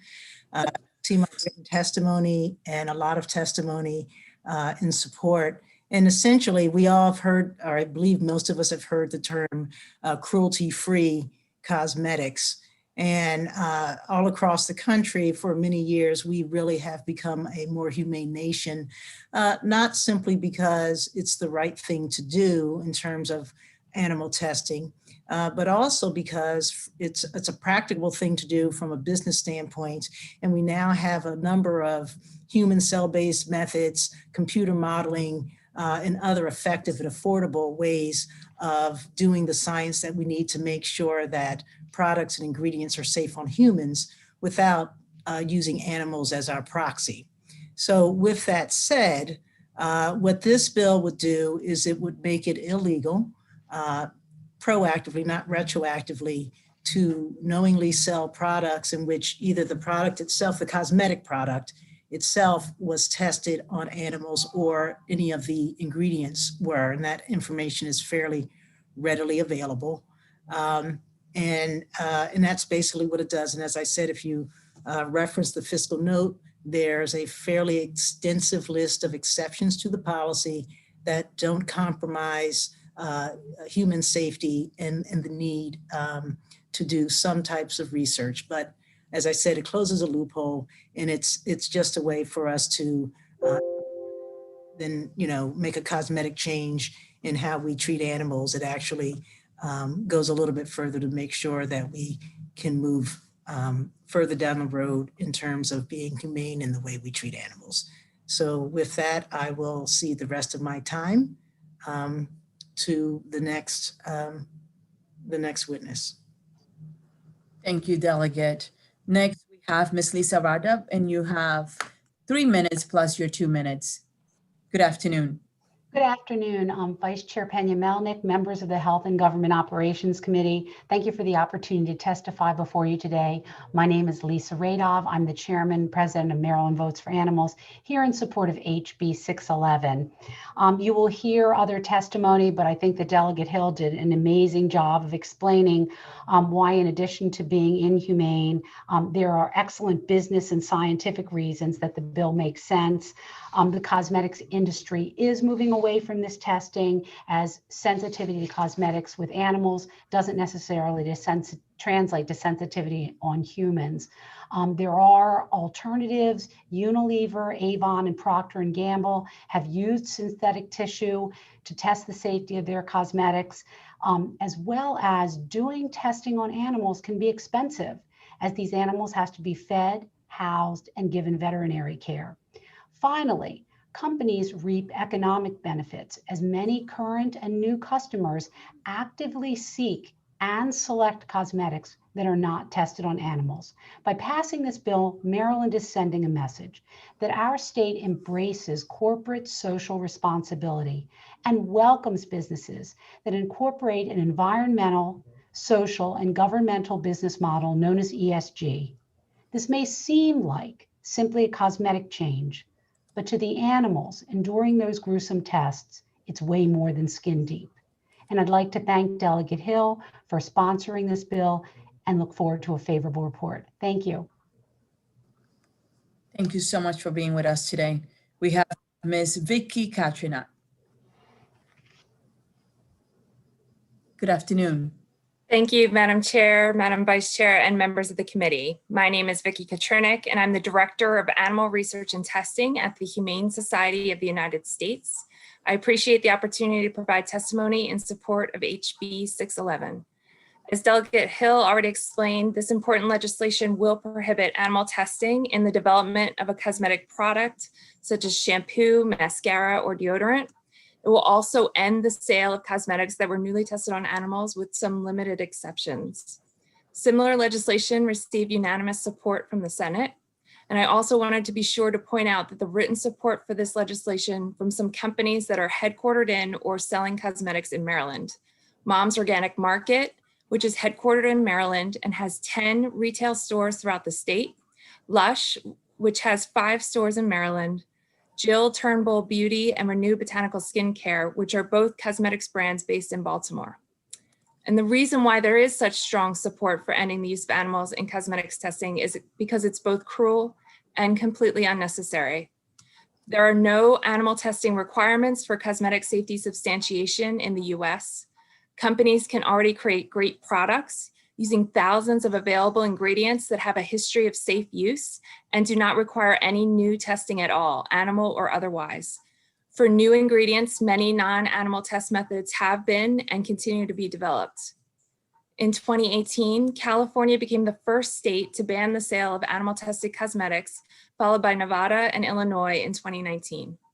The EU finalized its ban on the sale of cosmetics tested on animals in 2013, compelling cosmetic companies around the world to end animal testing and instead invest in the development of non-animal methods. 40 countries around the globe have now passed laws to end or limit the use of animal testing for cosmetics. Maryland should take a stand against this unnecessary cruelty, and we urge a favorable report of HB 67. Thank you so much. Wonderful, excellent timing. Next we have Ms. Kimberly Fullerton. Good afternoon, Ms. Fullerton. Will you please get started? Good afternoon. My name is Kim Fullerton, and I represent the animal law section of the Maryland State Bar Association. In cosmetic safety, non-animal testing methods are widely available and generally are more effective and efficient than animal testing. We've seen other states and countries that have enacted legislation very similar to House Bill 611. So animal testing methods are already practiced in the cosmetics industry and are accepted by safety regulators. It's important to note that this legislation applies solely to cosmetics, not drugs, and that its exceptions take into consideration safety issues and regulatory requirements. So in regard to safety, cosmetic safety, we know that non-animal testing methods are superior. The market has already adapted to this legislation, and that this bill is very carefully drafted with necessary exceptions. But beyond that, we have a duty to responsibly manage animals that are used in science. And if animal testing is not necessary, then we just shouldn't be doing it. The animal law section urges a favorable report, and thanks you for your time. Thank you for being here with us. We appreciate it. Next, we have Ms. Ella Friedman. Ms. Friedman, will you be so kind and give us your testimony?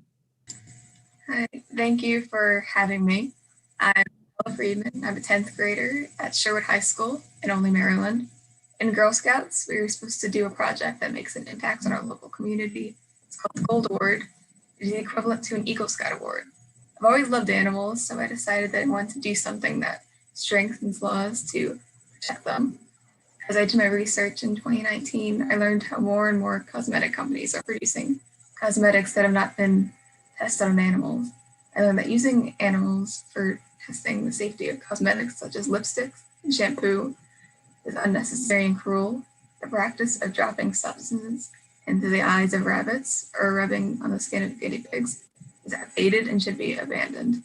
More and more companies are using computer models and human cells to ensure that products are safe, which makes sense because these methods are faster, cheaper, and more accurately predict the effect on the human body. To bring awareness to show the House and Senate that people care about the issue, I spent 4 weeks last year before COVID gathering signatures from my classmates.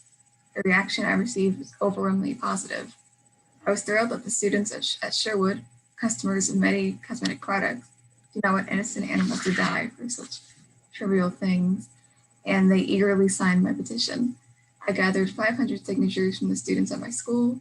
I also started a petition on change.org last year that had 250 signatures.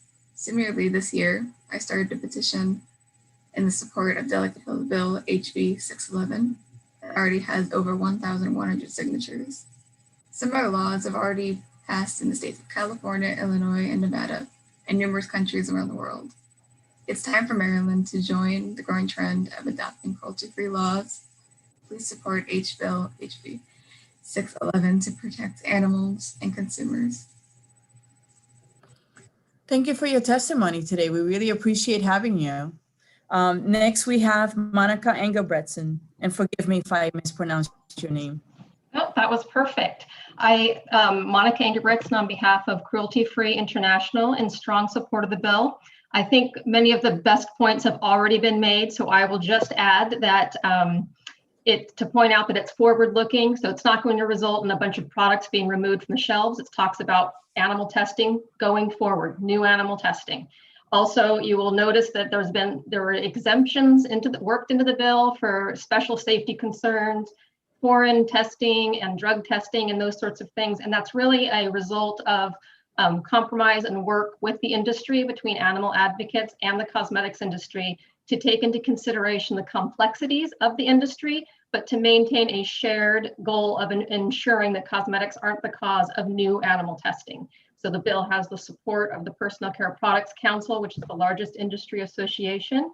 And as Ella had pointed out, this is an issue that gets broad support, not just among younger generations, but we have polling data in my testimony that was written submitted that shows across all generations, from boomers to millennials and Gen Z. It's a shared value. People feel very strongly about this.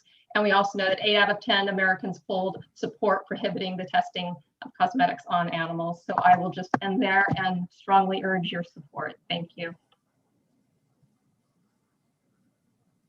Thank you for your testimony. Are there any questions of this panel? Delegate Johnson. Thank you, Madam Chair, and thank My you, pleasure.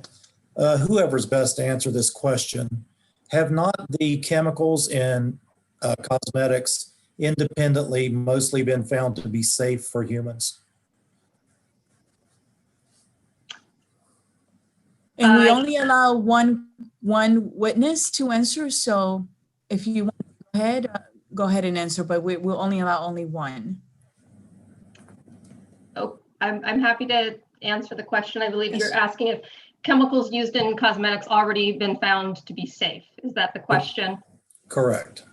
Yes. So companies can use existing ingredients for which there is already safety data. Some of that is animal testing data. Animal testing typically takes place in the development of a brand new ingredient. And for those brand new ingredients, there are ways now of testing those and ensuring their safety using the modern techniques. All right, thank you. Thank you, Madam Chair.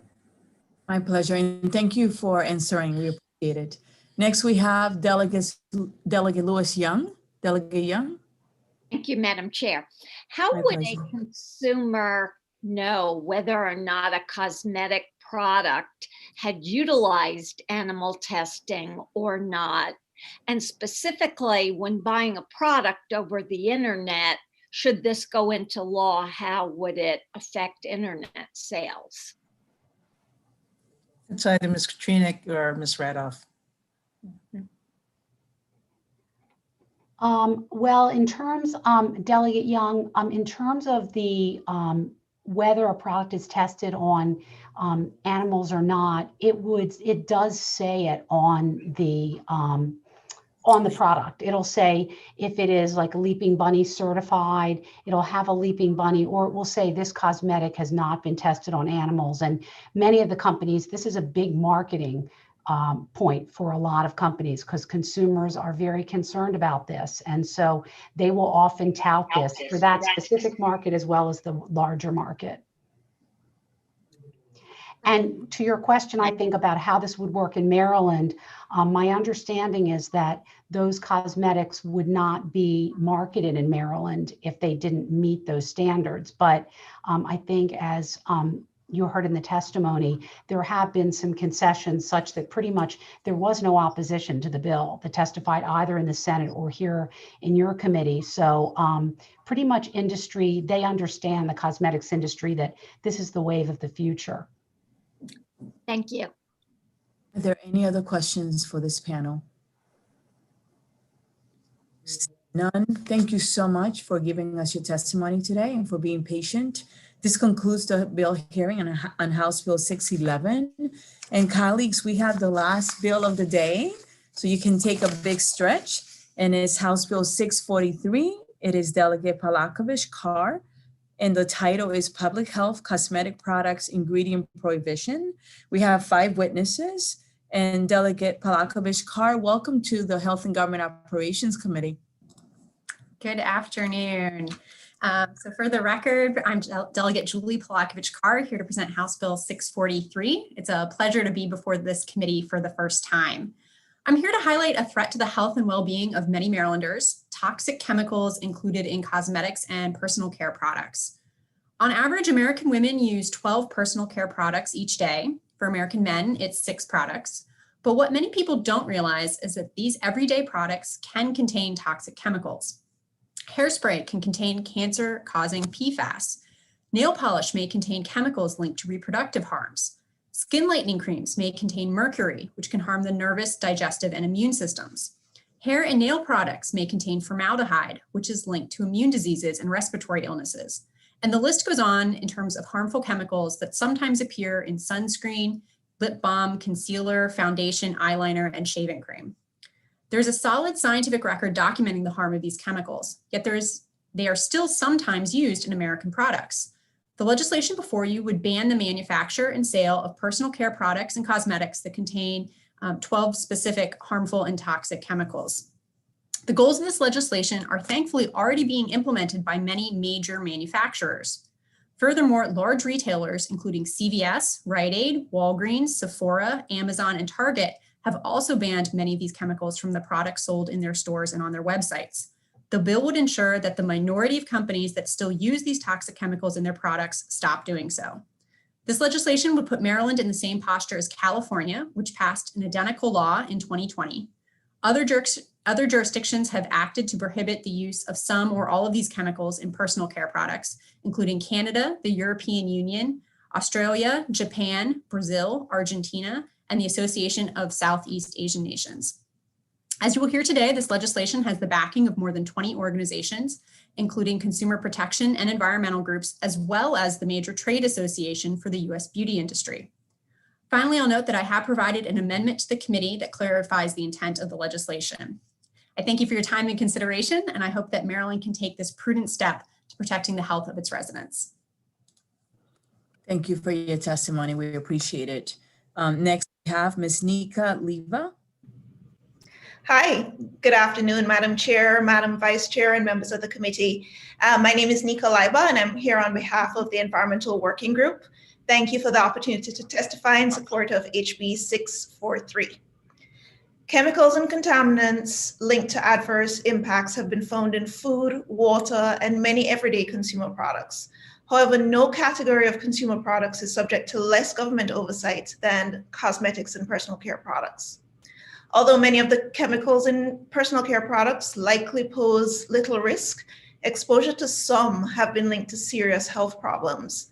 Some of these chemicals would be banned by HB 643, including formaldehyde, paraformaldehyde, methylene glycol, and quaternium-15, which have all been linked to cancer, mercury, which damages the brain and nervous system, dibutyl and diethyl hexyl phthalate, and isobutyl and isopropyl parabens, which have all been linked to reproductive harm, long-chain per- and polyfluoroalkyl substances, or PFAS, which have been linked to cancer and immune system harm, and M- and O-phenylenediamine, which irritates and sensitizes the skin and can cause DNA damage.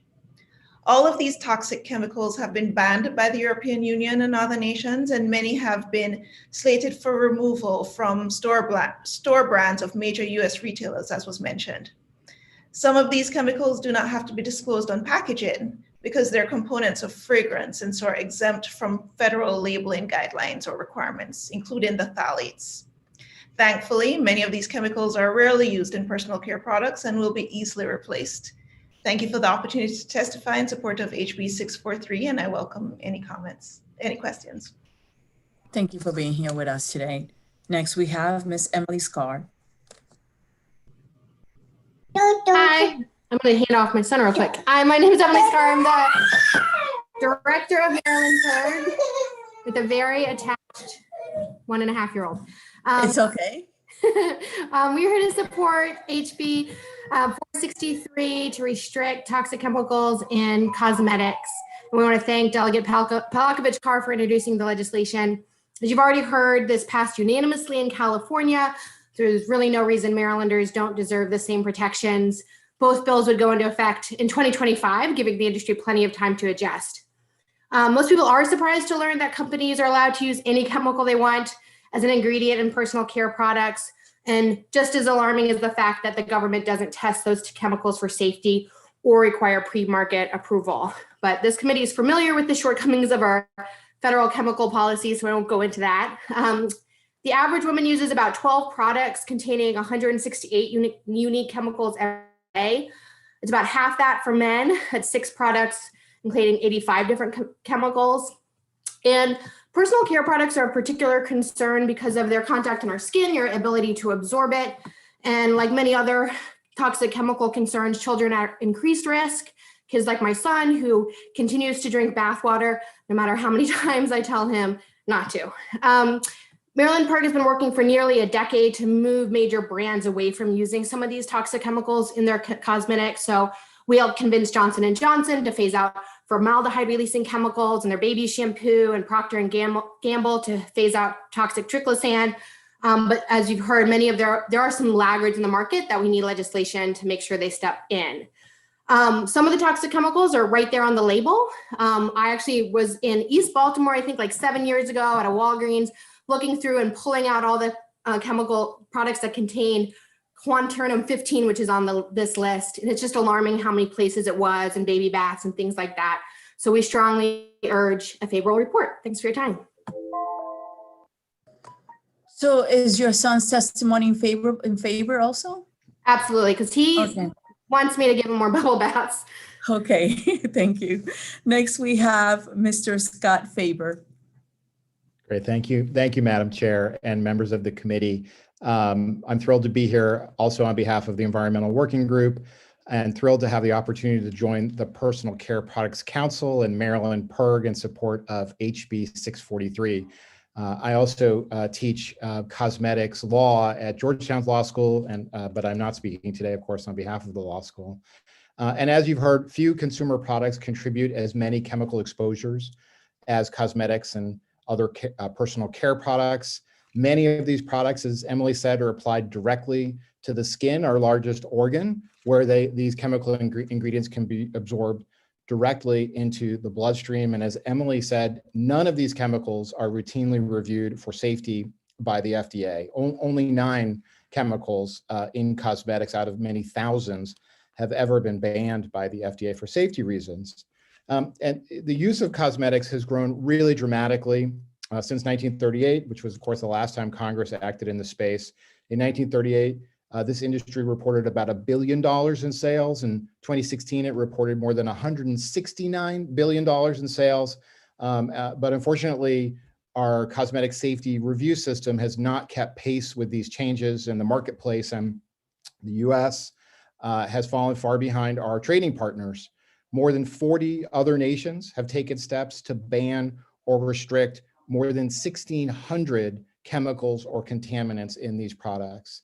Like passage of AB 2762 by California's legislature, unanimous passage by California's legislature, passage of HB 643 will help modernize our cosmetics laws and bring our nation and Maryland one step closer to global regulatory alignment. All of the ingredients banned by HB 643 are already prohibited from cosmetics and personal care products sold in the EU and other nations. So passage of HB 643 would simply bring Maryland law into alignment with other regulatory standards for the globe. Thank you so much for the opportunity to testify. I have 2 teenage sons, so we're strong advocates of personal care products here, and welcome your questions. Thank you. Thank you so much for your testimony. Are there any questions for this panel? I see none. Thank you so much for your testimony today. We really appreciate it. And the last witness of the day is favorable with amendment, and it is Mr. Michael Thompson. Mr. Thompson, will you be so kind and give us your testimony?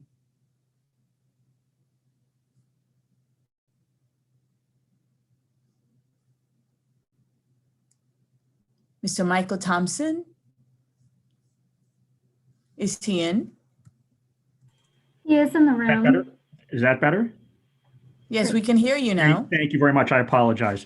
It's all right. No need to apologize. We can hear you clearly. Good afternoon. Thank you very much. On behalf of the Personal Care Products Council, I would like to submit a written statement at this late hour. And Madam Vice Chair and members of the committee, House Bill 643 is good news for consumers who shouldn't have to worry about the presence of these ingredients. Good news for manufacturers who will benefit from greater harmony among global rules. And frankly, without any added cost to the state of Maryland, and we think that's important, no additional cost to consumers, retailers, or manufacturers, many of which call Maryland home.